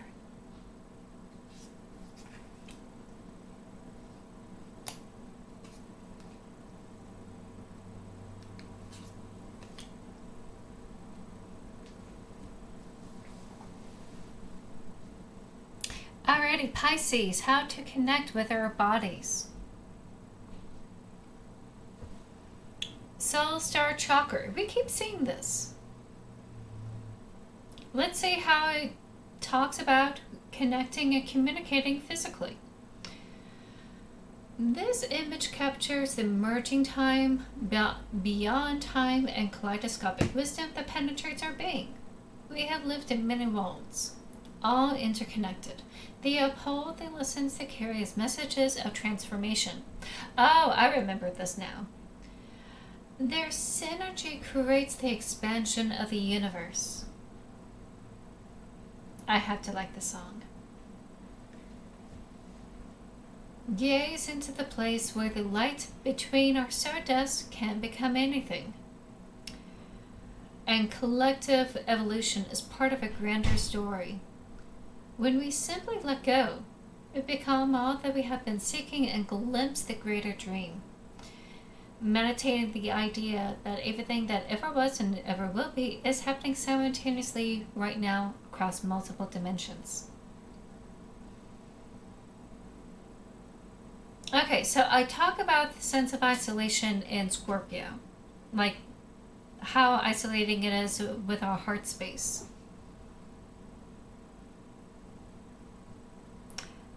So I'm going to take that story into here, Pisces, where it's about physical interconnectedness. Part of it is, like the lives you touch, even if it's small, has impact. Still has impact in their lives, day-to-day lives. Everything that is happening right now is happening simultaneously. Everyone is going home, everyone's reading, everyone is doing things, eating, etc. Some people are going to bed, going to sleep, but there are some people that you have connected with physically that are impacted by your choices, your actions. No matter if you weren't physically able to connect with them, maybe you did something that they're physically enjoying. So another way of talking about this is this story. I used to live in a cul-de-sac where there was a little park. That park has very poor equipment for kids to play on. So the community came together and decided to have a whole new play set. Everyone pitched in. Everyone who's willing and able to pitch in and do the work. So me and my brother had volunteered to go and help out with the adults and put the playground together. It was a huge community moment, everyone had their hand in doing something. And years later, I will look at that swing set or that jungle gym or whatever it is, and I just know that I helped play a part in that, and now everyone is enjoying it. I did something that impacted someone's life, even though they took it for granted. It wouldn't be here if I wasn't part of that effort. So that is something you could take with you, Pisces. Not just like on a connected level of communicating with others and impacting on a personal level, like getting a coffee, they always think of you when you're not there, but also like what you leave behind. So I'm going to further that story for you, Pisces, if you really need that boost. You're not as isolated as you think it is. You do have an impact in this world, even if you're not around to see how it's impacting others. Still makes a difference. I think that's cool.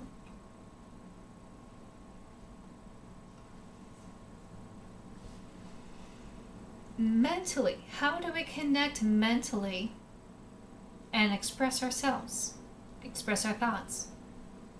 High heart chakra, ecstatic bliss. This card taps into the blissful oneness we feel as we drop our edges in protective containers. This is the place where we feel held and seen, enough to flow into oneness where the eternal part of me meets the eternal part of you. This is the selfless state where our higher selves commune for illuminating perspective on how we share, gift, and lift others in our joyful overflow. Consider your life purpose by exploring what allows you to give in joy.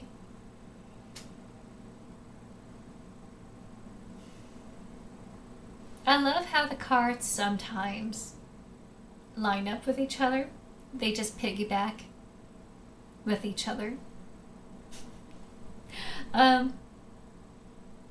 This is about vulnerability. How do we let ourselves be vulnerable?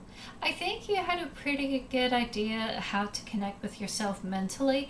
It's just connecting with others. And I think that's where the blockage is. And communicating. And I think you can communicate on a heart-to-heart level. This could be actual love, with a partner, with a spouse, a little bit more romantic. But I think this is about connecting with someone on a joyful level. Like, how many people get so ecstatic in anime conventions and get into this awesome fan squeal over like a character and like gush about something they love? I think you can find a community that you can immerse yourself in to communicate your love of something, and you all could like come together over. I think that would be very beautiful. So if you want that connection, that thought connection, maybe find a fandom to get yourself lost into and just enjoy that story, that character, whatever it is. I love this reading. I really do. I love this Pisces reading. Ads are going to come in real soon, real quick. They could be happening now. So I'm just going to chill here. Let's see, that is Pisces. We did Capricorn. Let's see. We didn't do Gemini. We did Cancer. We haven't done Virgo. We haven't done Libra.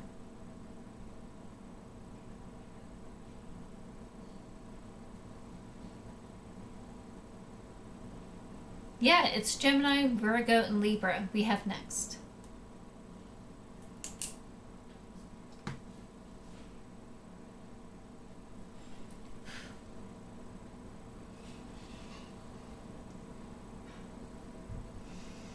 I don't know about you, but I feel like this is getting deeper and deeper as the day goes.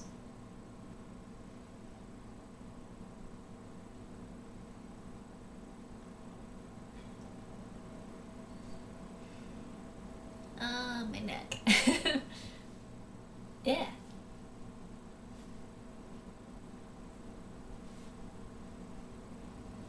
Oh, goodness.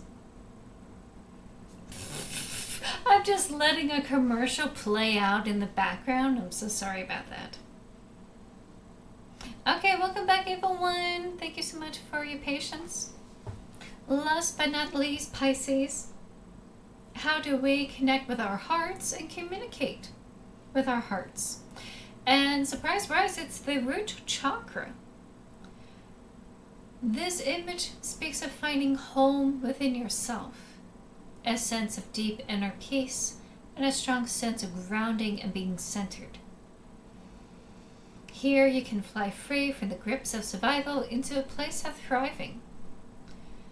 There is trust, connection to community, and you can rely on others and joyfully understand your responsibilities in turn. You are held and have strong foundations for all aspects of life. With your guard down, you have the tools to ride the waves if you need. Everything is okay. Okay, so a little bit of guardedness happening here, Pisces. Maybe we're a little bit scared to share our hearts. Maybe scared to go into our hearts. You are safe. You are secure. It's okay to explore what your heart desires. If you feel like you're not safe and secure, find a place where you can ground yourself and come to center. It could be through exercises. It could be through meditation. It could literally be in nature or gardening, actively working with the soil. That could be another way too. Whatever it takes to make you feel that you're going to be okay, you're fine in this physical space. Once you have that security in mind, I do believe you'll be able to open up and talk with people, or at least share what you love to others in a safe manner.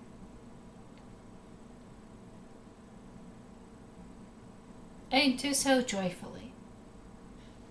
You're just going to have to allow yourself to be a little bit vulnerable, to have that little connection.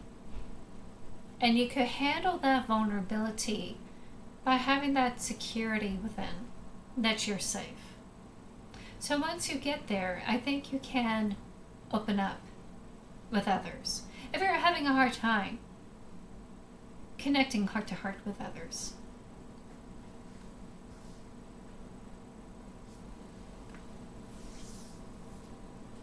Okay, that is Pisces. I hope that helps out, Pisces, wherever you are. We did Capricorn, so going backwards, that will be Capricorn, Sagittarius, Scorpio. Let's do Libra. We're going to do Libra. We have very little left to work with, but not least. So Libras.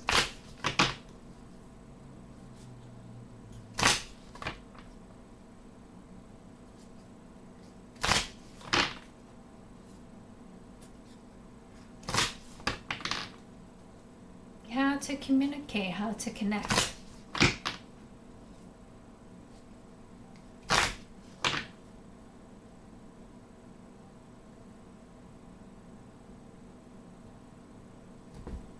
Okay, no cutting. So the body, mind, again, again, and heart. Oh, let's go ahead and dive in. Ooh, Um, I'm nearing the end of the stream. Just a heads up. So if there's any last minute tarot readings y'all want me to do, go ahead and submit it now. That way I can go through them before the time is up. So just letting y'all know. And you can do that through the channel points. And if time did run out and I'm not able to do your reading, I will come back next week if nothing happens. Okay. Alright, thank you, Cosmic, for your request. After this reading for Libras, I definitely would do yours.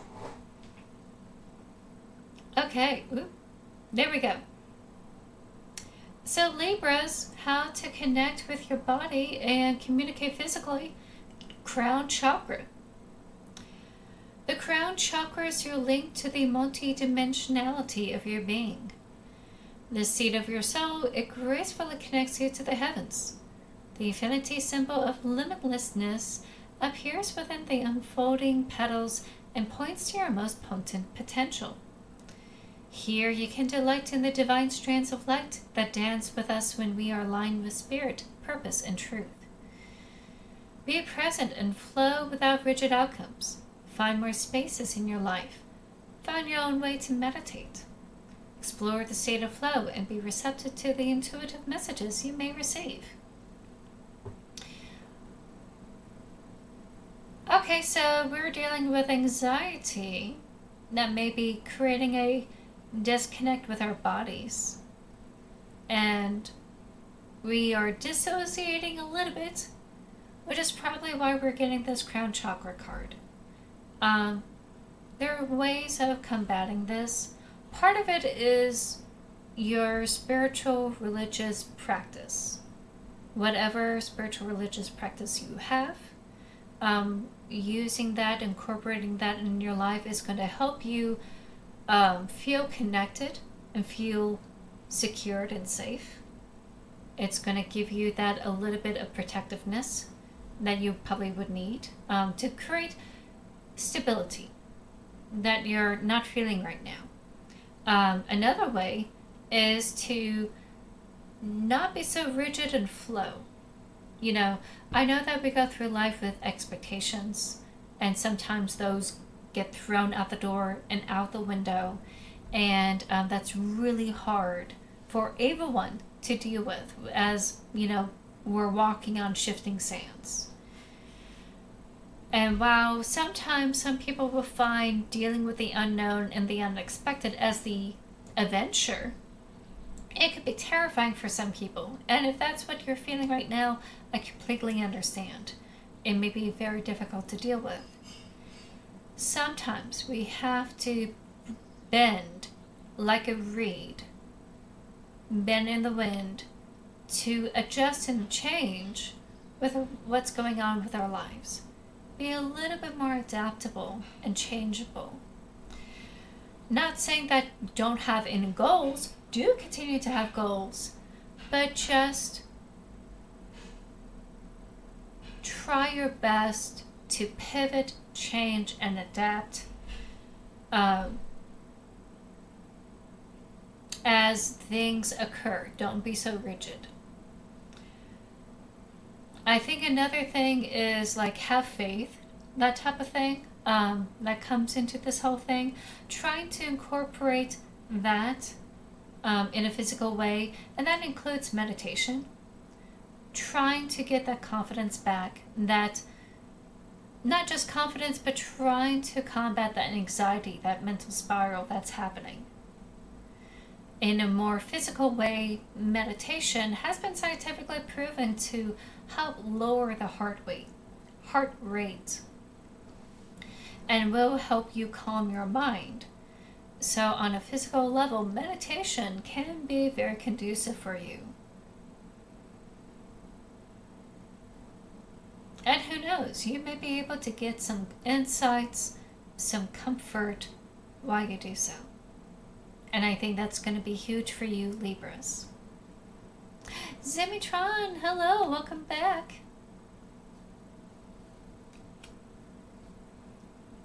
doing Gemini season readings for all signs. I'm almost done. I'm on Libra right now. So this card again, but this time in the mental space with our thoughts. So I already read this before. This is the soul star chakra where we're merging with the divine. Everything's all interconnected. It's that transformation. This can be experiencing that meditative state of interconnectedness. You're not really isolated. You're not alone with your thoughts. You're not alone in how you feel, I should say. You're not the only one thinking and feeling this way. Also, to allow yourself for your thoughts to come and go. You may glimpse some insights along the way as you meditate. So more than anything, I think meditation is going to be huge for you, Libras, to try to get that connection that you need with your mental state, to hone it back in and get it within your own control. And I think that will help you a lot in that sense. Last but not least, how do we connect with our hearts? Our furry friends. I love this card. Animals are intuitive, sacred beings and the wisdom keepers of many earth traditions. They are some of the most loving companions that have much to teach us. Yet the treatment of some species is appalling. As our empathy expands, we see other beings and the quality of their lives as interconnected and equal to our own. We may be inspired to align our actions with our compassion to minimize the harm we do to the planet and her inhabitants. This card also signifies energetic bonds. You may have a greater awareness of the wisdom of the animals you encounter and their meaning for you. How to connect with our heart space is the loving compassion of animals. If you have a pet, maybe reconnecting with your pet is going to help you feel that joy and love that you're lacking or you feel disconnected with. If you don't have a pet, maybe going to a shelter, going to a pet cafe, going to a park, any place that have pets, going to your friends that have pets, having fun with them, enjoying their company. It could also be watching nature documentaries, understanding our planet. We're not so disconnected from nature. I think that's what it's coming down to. This disconnect that you might be having is because you feel disconnected from nature just a little bit, and it's not really giving you the joy and compassion that you're looking for. Or you may be looking for something to be compassionate about, or like do some sort of charity, Libras. This may be something you could consider, and it may line up with your own internal values. Something good for the earth that we're all part of, that we're all connected together in the circle of life. If I'm to quote a certain movie, I think that's a beautiful thing. As someone who's an animal lover, I always love this card more than anything. So, if you want to connect with your heart, maybe connect with the animal side of nature. Use that as an inspiration. Sometimes some things don't need to be said by words.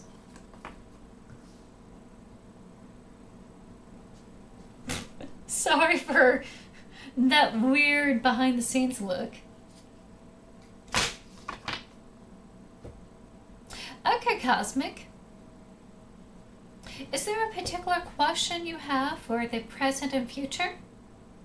And since you're a Prime person, from here on out I'm going to see Prime subscribers as other subscribers. And you get a extra oracle card. So on top of the present future card spread, which one do you prefer? We have the Queen map, we have the Oracle Delphi. Oh, I still see it.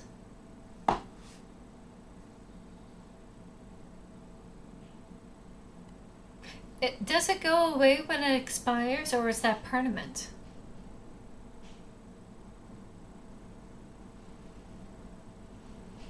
Oh.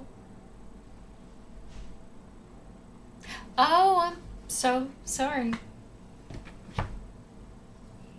Thank you for telling me the truth. I really appreciate it.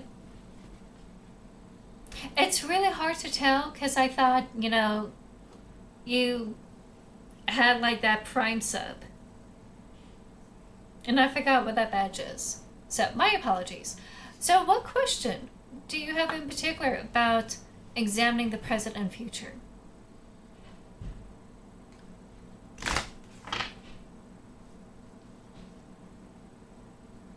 Ah, I understand.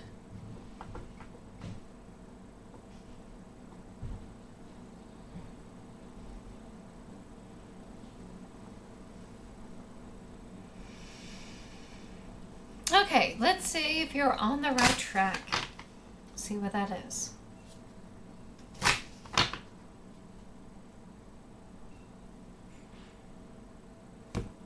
Okay.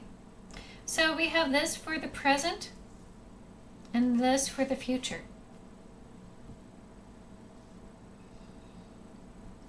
So present guidance, current guidance, transformation. Go inwards and be present with wherever you are in your process. Feel whatever you need to feel. It may be hard to be present with some parts of yourself. Bring them into a cocoon of gentle self-love and reflection. Insight will come. Shadows can be released, and your heart space will soften.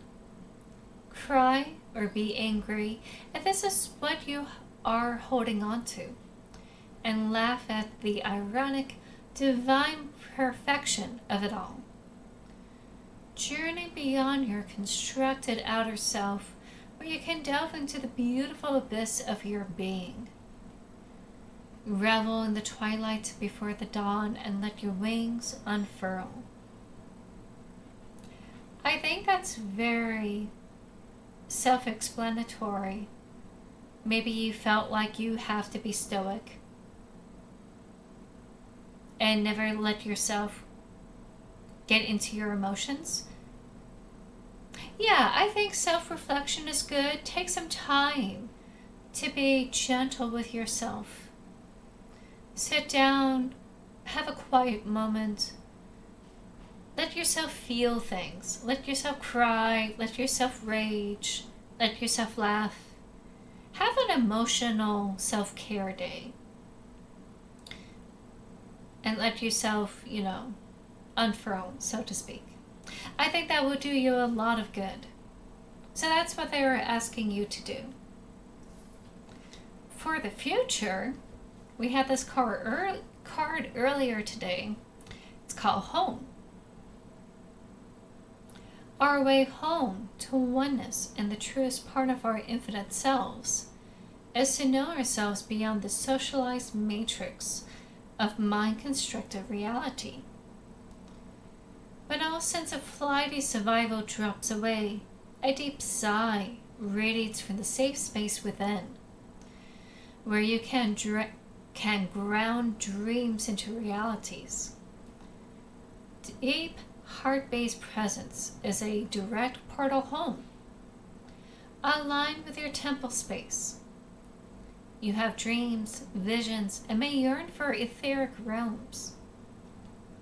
But it is when we are fully present in our bodies that we can actualize ideas and make a difference, which is probably why they're mentioning this. Be grounded, find your home. The deeper our roots, the higher we can reach into the heavens. Okay, so Find a place to make a home, a place that is safe for you, where you can let yourself be at peace, your own sacred space. Make your home a home. And that way you can work on any sort of mental spirals, any sort of anxieties. Go ahead and start piecing it out and try to reframe things mentally in a way where you're able to just submit into comfort, submit to calm, allow yourself to let go things that is making you spiral, making you upset. That way you can just chill. And that may take some time, creating that space, finding it, making that happen. But that's what they're going to encourage you to do in the future.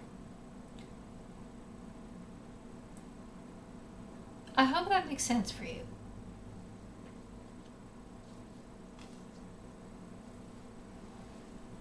Yeah, it's a little bit deep, but I think it's really from the heart, especially with the heart shape here.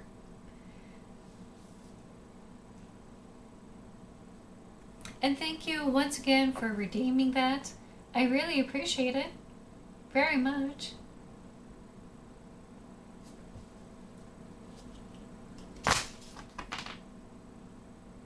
Let's see, who's going to be next? Gemini. And then it's going to be Virgo. For Virgos in the chat, thank you so much for your patience. And to Geminis.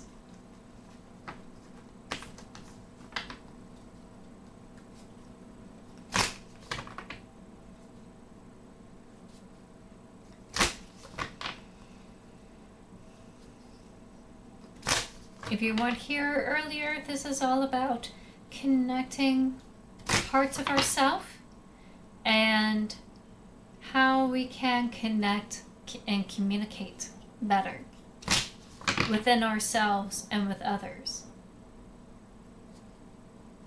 Is it a strong trait of Virgo?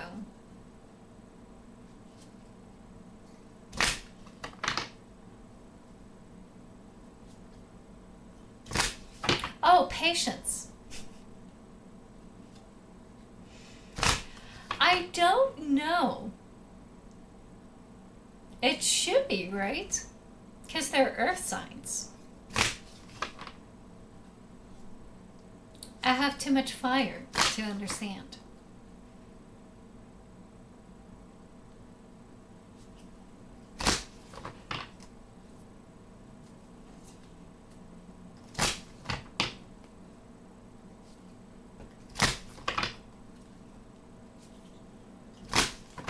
Okay.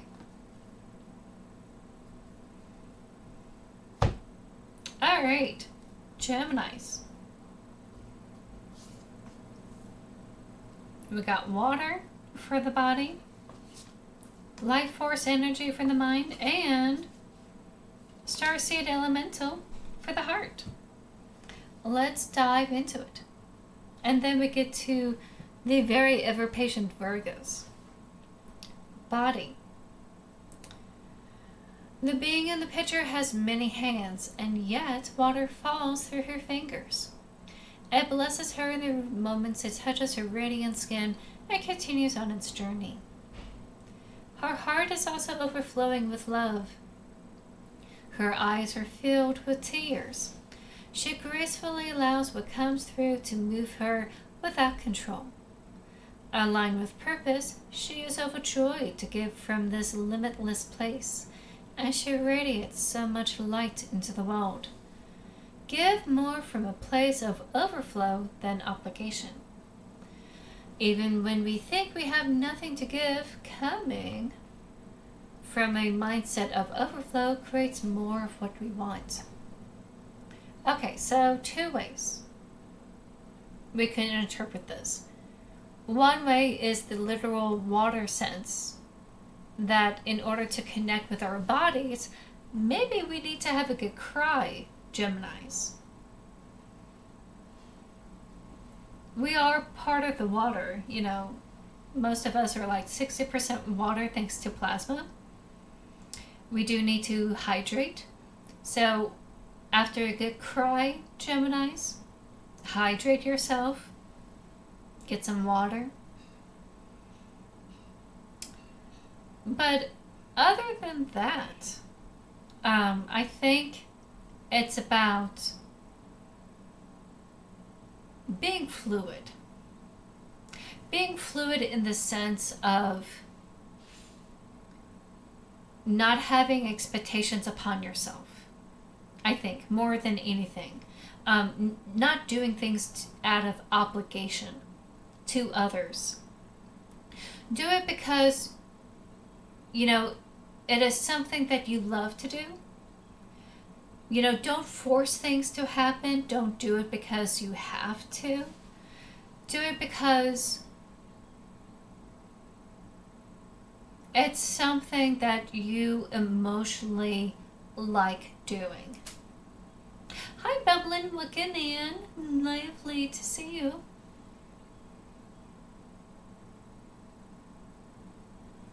And we feel like if we give away things, we're cutting parts of ourselves and we'd be left empty. And I think that sense of being obligated and doing things in a controlled fashion, we're trying with this mindset of trying to cup or hold on to the sand and trying to grip the sand. It's going to slip through our fingers, and we're dealing with this frustration of everything is slipping away. No matter how hard I work, no matter how hard I try, nothing's working. If we try to just allow the sand to just hold in our hands, not try to force things to happen, but just accept it being here for this moment, we're more likely have more to give than trying to control things. Even though we know that we should have the sand in our hands, whatever that reason may be, we should not try to do it out of control. And I think that's more of emotional obligation. Trying to control our emotions because we feel that we have to. We have to show up to do this, and we have to present ourselves in a certain mask, in a certain way. I think that's what it's really coming down to. It's a little bit different from like the surrender card that we have, of completely like trusting the process. I think this is dealing with our physical emotions more than anything.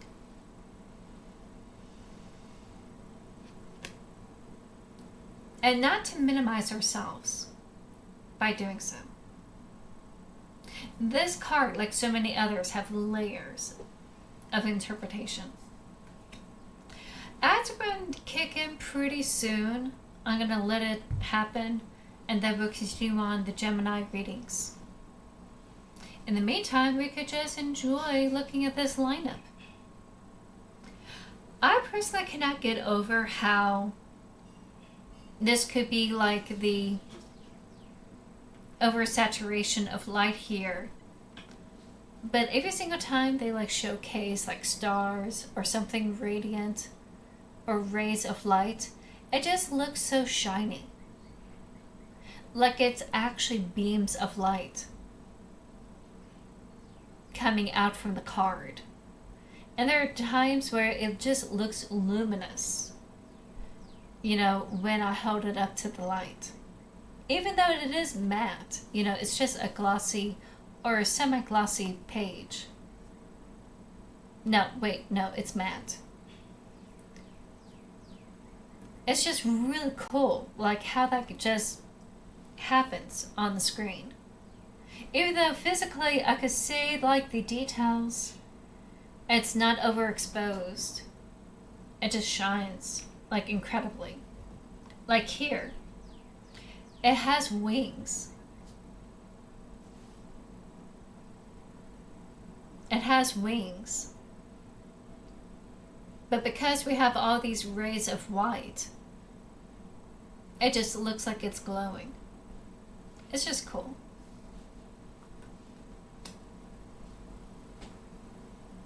Oh.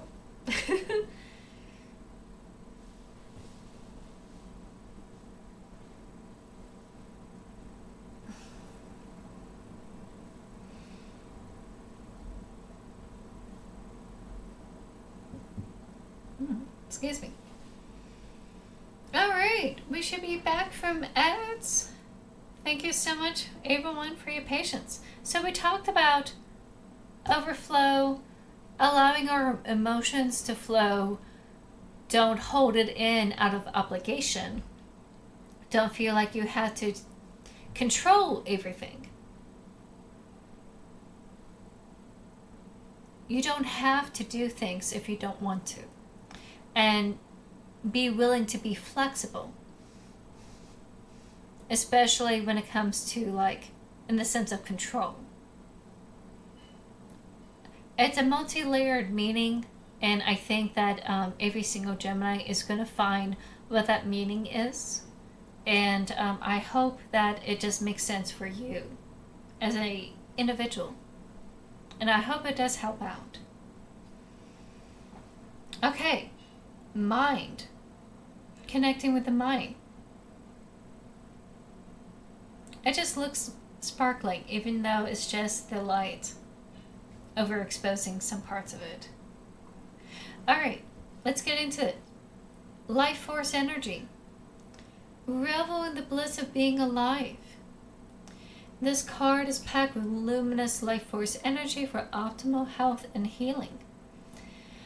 As much as is possible, seek joy and upliftment in everything that you do. Consider the foods you eat, the environments you spend time in, the people in your life, and what you wear. Increase your awareness of how things come to be in your world and their energetic resonance. You may be inspired to work with healing energies, with the land, perhaps to grow vegetables. That part always gets me. You are encouraged to joyously make your life a piece of Eden. As a result, you will shine with vitality. Okay, so mentally, how can we connect mentally so that way we can communicate our thoughts? Joy. The joy of being alive. How everything comes together in our lives to provide that joy. I think that's really cool. So try to inject some joy in your life, and that way you can mentally reconnect with yourself and have better communication. Enjoy what you have. Thank you, Bumblin, for the redeem. I'll do that after the Gemini reading. Last but not least, how we connect with our hearts and communicate with our hearts. Starseed Elemental. Sometimes adulting can be too serious. When this happens, adding curiosity, fun, laughter, and a lighthearted sense of play to our perspective can be the most effective way to rebalance. Facing challenging circumstances with inquisitiveness can bring joy to whatever we are accomplishing. Imagine stepping into a child's shoe and seeing how they perceive the world. If you have a problem, consider how a child might solve it. Humans are evolving, and children can be our wisest teachers. May we nourish their big souls, listen to them with our hearts, and let the ways unveil fresh new eyes so we can see a whole new world. Okay. Heal your inner child. Boom. Inner child, unlock. If you really want to connect with your heart, connect with that inner child. All of this is about emotions, right? And trying to connect emotionally with ourselves. So Geminis, I think It's a mixture of trying to allow the emotions to flow, especially joy, allowing yourselves to have joy, have fun. Don't feel like you have to be obligated all the time. Because I feel like you've always been putting other people before you and feel like you have to do things a certain way. And I think just having fun is going to help you get that individuality that you may be starving for.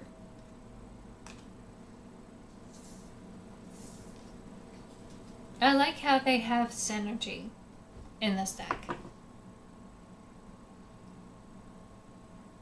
Okay. We're going to take a small break before Vero goes to do Bumblin's card.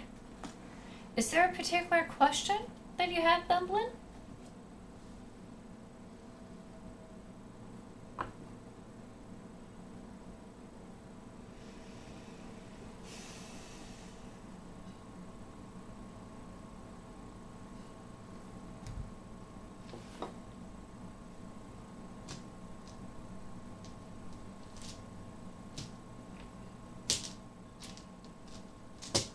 Ah, you have an opportunity coming up. Had to make the best of it. Okay.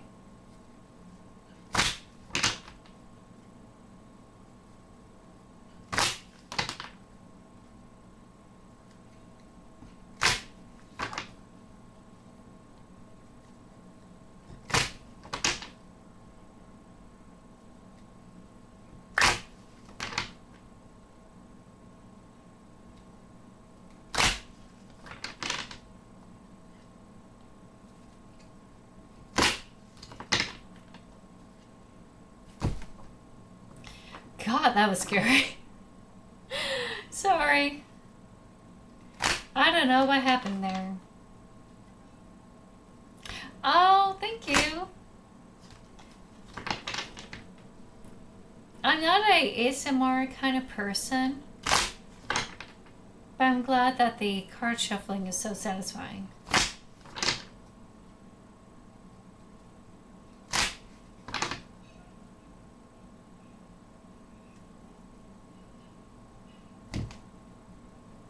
Hold on.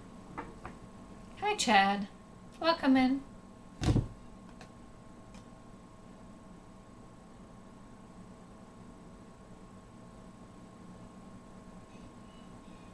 Okay. Just not that card on top. All right. We got the King of Cups for the present. That's good. Five of Cups in reverse. That's not bad. Let me double check the Five of Cups here. Real quick. Oh, okay. So, King of Cups. Usually it's about quietly working on creative endeavors. Even though people may not know it, you don't really have it publicly known. Just taking the time to quietly work on it in the present moment. Eventually people will know what it is, this really cool project or this opportunity that's coming up, this creative endeavor. But right now, the time to have the discipline to work on that craft or work on it, making it happen, is going to go very smoothly for you presently. This is a really conducive time to do so. In the future, I'm going to use the Advanced Tarot.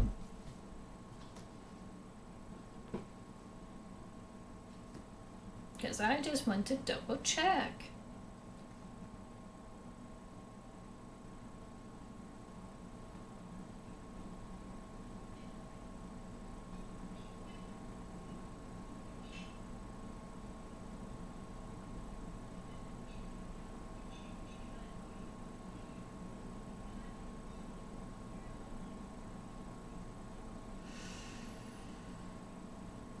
Okay, so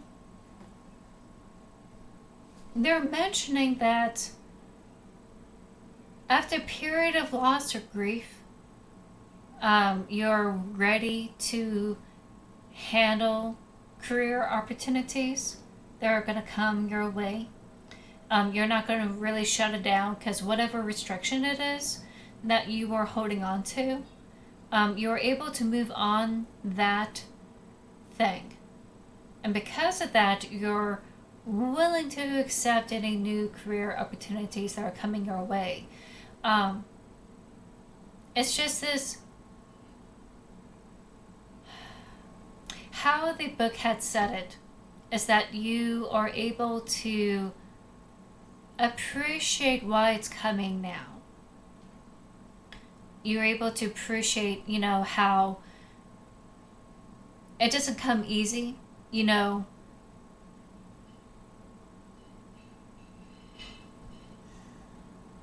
how should I put it? Like beforehand, you probably would have said, no, I'm going to pick and choose, or no, like I'm stuck here, I'm going to be in this area or this place. But now something had happened, something has changed, probably a major loss, where you now understand that these things, when they do come along, you can't really like stick your nose up to it. You appreciate that, these things are coming around and are happening to you. It's not an easy thing to come by with these opportunities to like advance your career or take it in a direction that you never had expected. All these connections, all these doors opening. So whatever loss that they had mentioned, it could be like changing careers, losing a job, or like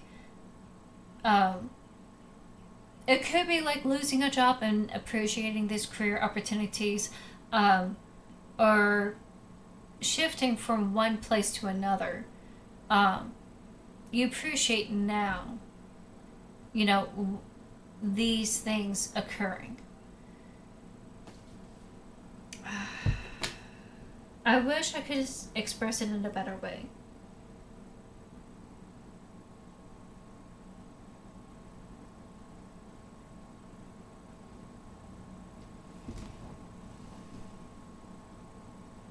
Oh, you had to step away from a project and team you put a lot of emotional effort into recently. Okay, that makes sense. So now you're available and willing to accept anything new coming your way. I think that's what it's accounting on here. I don't think this is necessarily like future down the road. I think this is like near future, personally.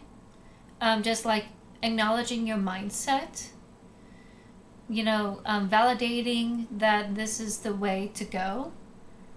Um, Doing so will give you the clarity that you need.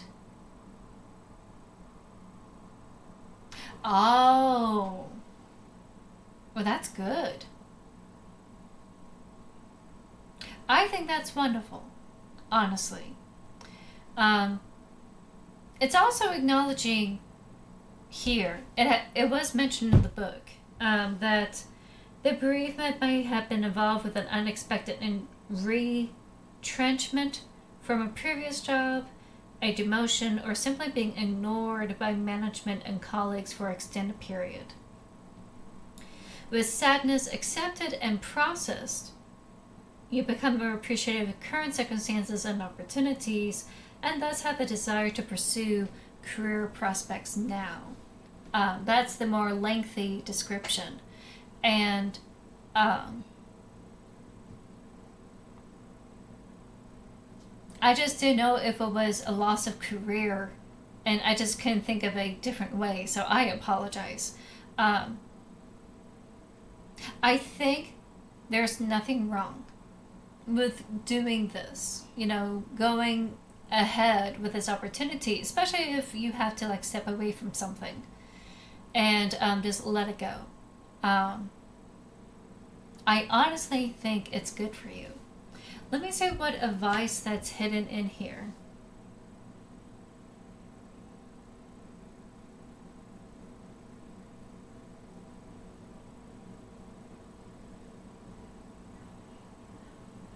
Oh, yes, it's time to return to the stability of the Four Cups, become reacquainted with inner source of spiritual and emotional fulfillment. So long this opportunity emotionally fulfills you, brings you joy, sparks, gives you that spark of joy, just like Mondo, I forgot her name. It's been so long of a stream. If it sparks joy, I say continue to go with it. You need that emotional fulfillment, especially if you were snuff. Mary Kondo, thank you. If it gives you joy, go for it. Definitely do you.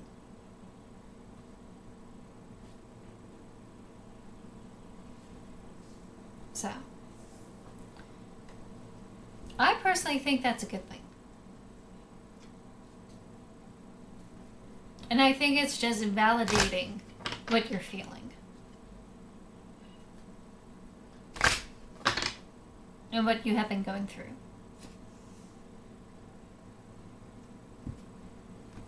Oh, you're welcome. And thank you so much for requesting a reading. A little bit of me missed tarot when I was going through the edits last week. And I was really wondering if y'all were okay. Because I feel bad for being away for so long. So I'm so glad that y'all are able to come back to today's stream and to request readings. And I could do some tarot for today. Okay, last but not least, this is for Virgo. I felt this need to stop, and we're going to deal out the Virgo cards, and we're going to close out for the day. Oh, okay, no cutting. No, I hope you feel better. Get better soon.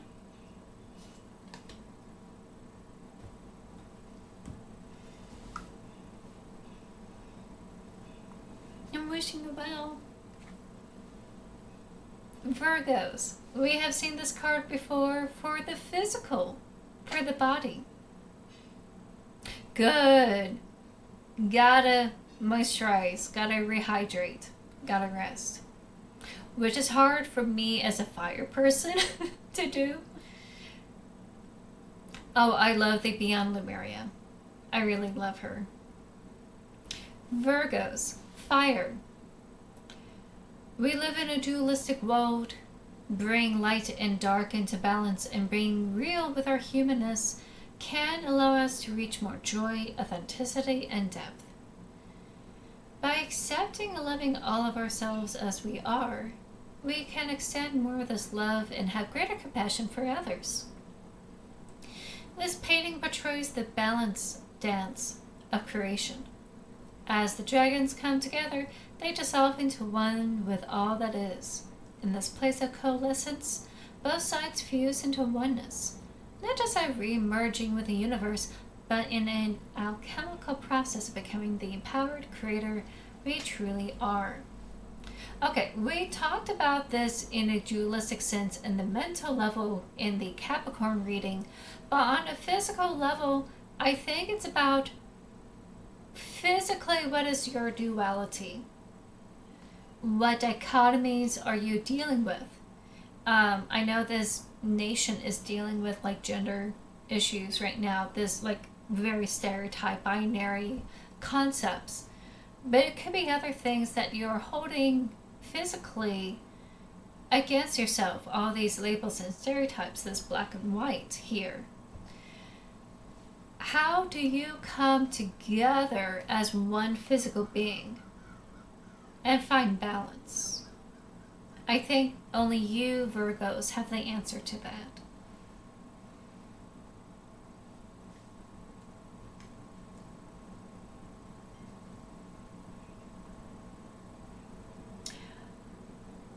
I'm not sure we should have this song played because of the artist.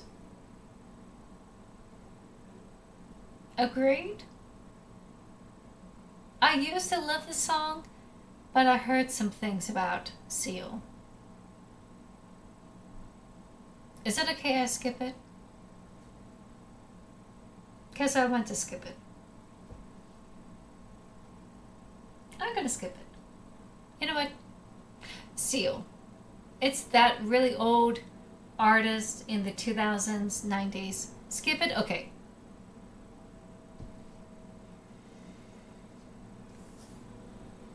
Because I'm pretty sure he's still bad.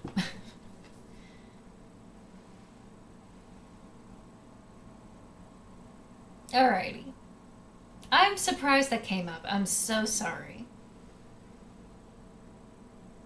Gracious receptivity for the mental connectivity and how we communicate with our thoughts. If there were a manual for optimal human experience, one of the most potent points would be gratitude. It is the backbone of all spiritual practice. When we shift our perspective from what we are lacking, needing, and desiring, we temporarily replace the survival factor with the resonance for thriving. Giving and receptivity is a two-way flow. Each allows space for the other. Gratitude, self-love, and self-worth are interwoven with the capacity to receive. Together they nourish your soul. Step into your heart space by listing all you are grateful for and notice how full you start to feel. From here, your gifting capacity can spiral upward. Okay. So, create a gratitude list, Virgos. What are you grateful for? What are you grateful with yourself? What thoughts and emotions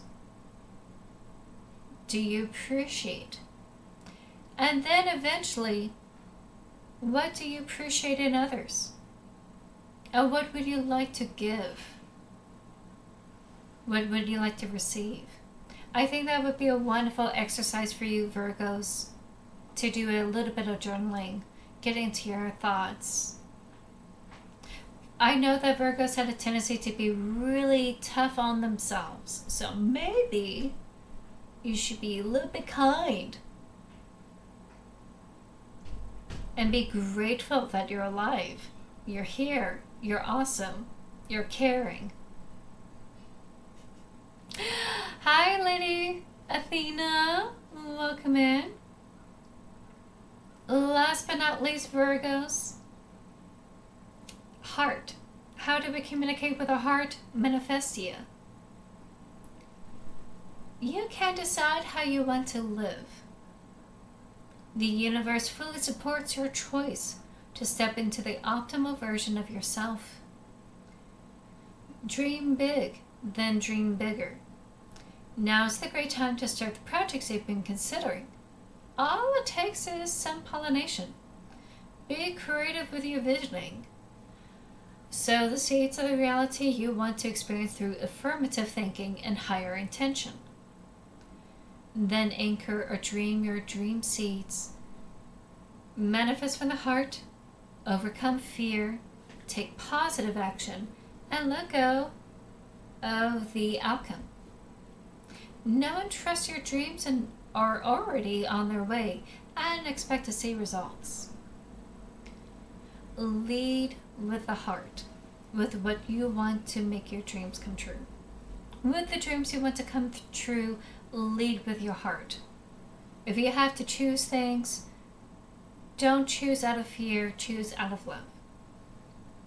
I think that will help always bring your decisions, anything that concerns the heart of the matter, always do so with love. But love without fear. So whatever you are afraid of manifesting, don't. Lead with your heart. I think that's a really good advice for a lot of people. Okay. I am done for the day.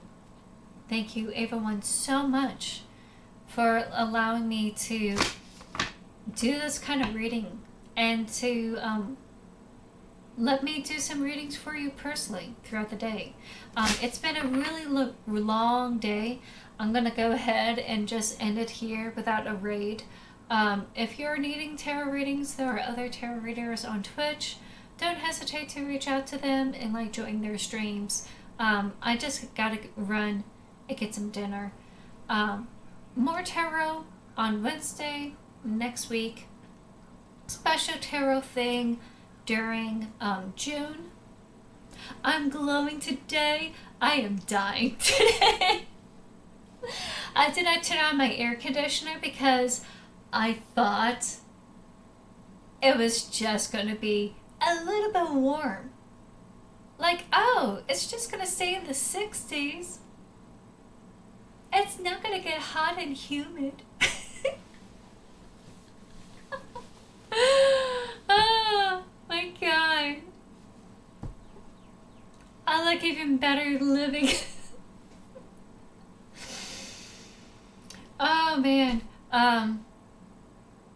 Thank you for all of you for being here. And you too. Y'all have a wonderful evening. June, there's a special tarot thing that I'm planning to do that's all about pride. Each day will be about the colors. And also next week, I have a special announcement. I will announce it on Wednesday. I'll announce it on Saturday because I know some of you show up for tarot and the rest of you show up for Final Fantasy. So just to get both of you, I'll make those announcements next week. So really cool, awesome things happening. So stay tuned. Also Saturday will be a Final Fantasy 9 stream. I will get back into the game. We will play. So if you're into that, please do show up. And it will help you acquire the channel points that you need if you're wanting that tarot reading. So I wish you all the best. Take care. Be kind to yourself this Gemini season. Try your best to be good to yourself. And I see you next time. Okay? Bye! Oh, you can never leave.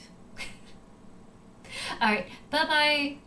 Love you all. Take care. Bye.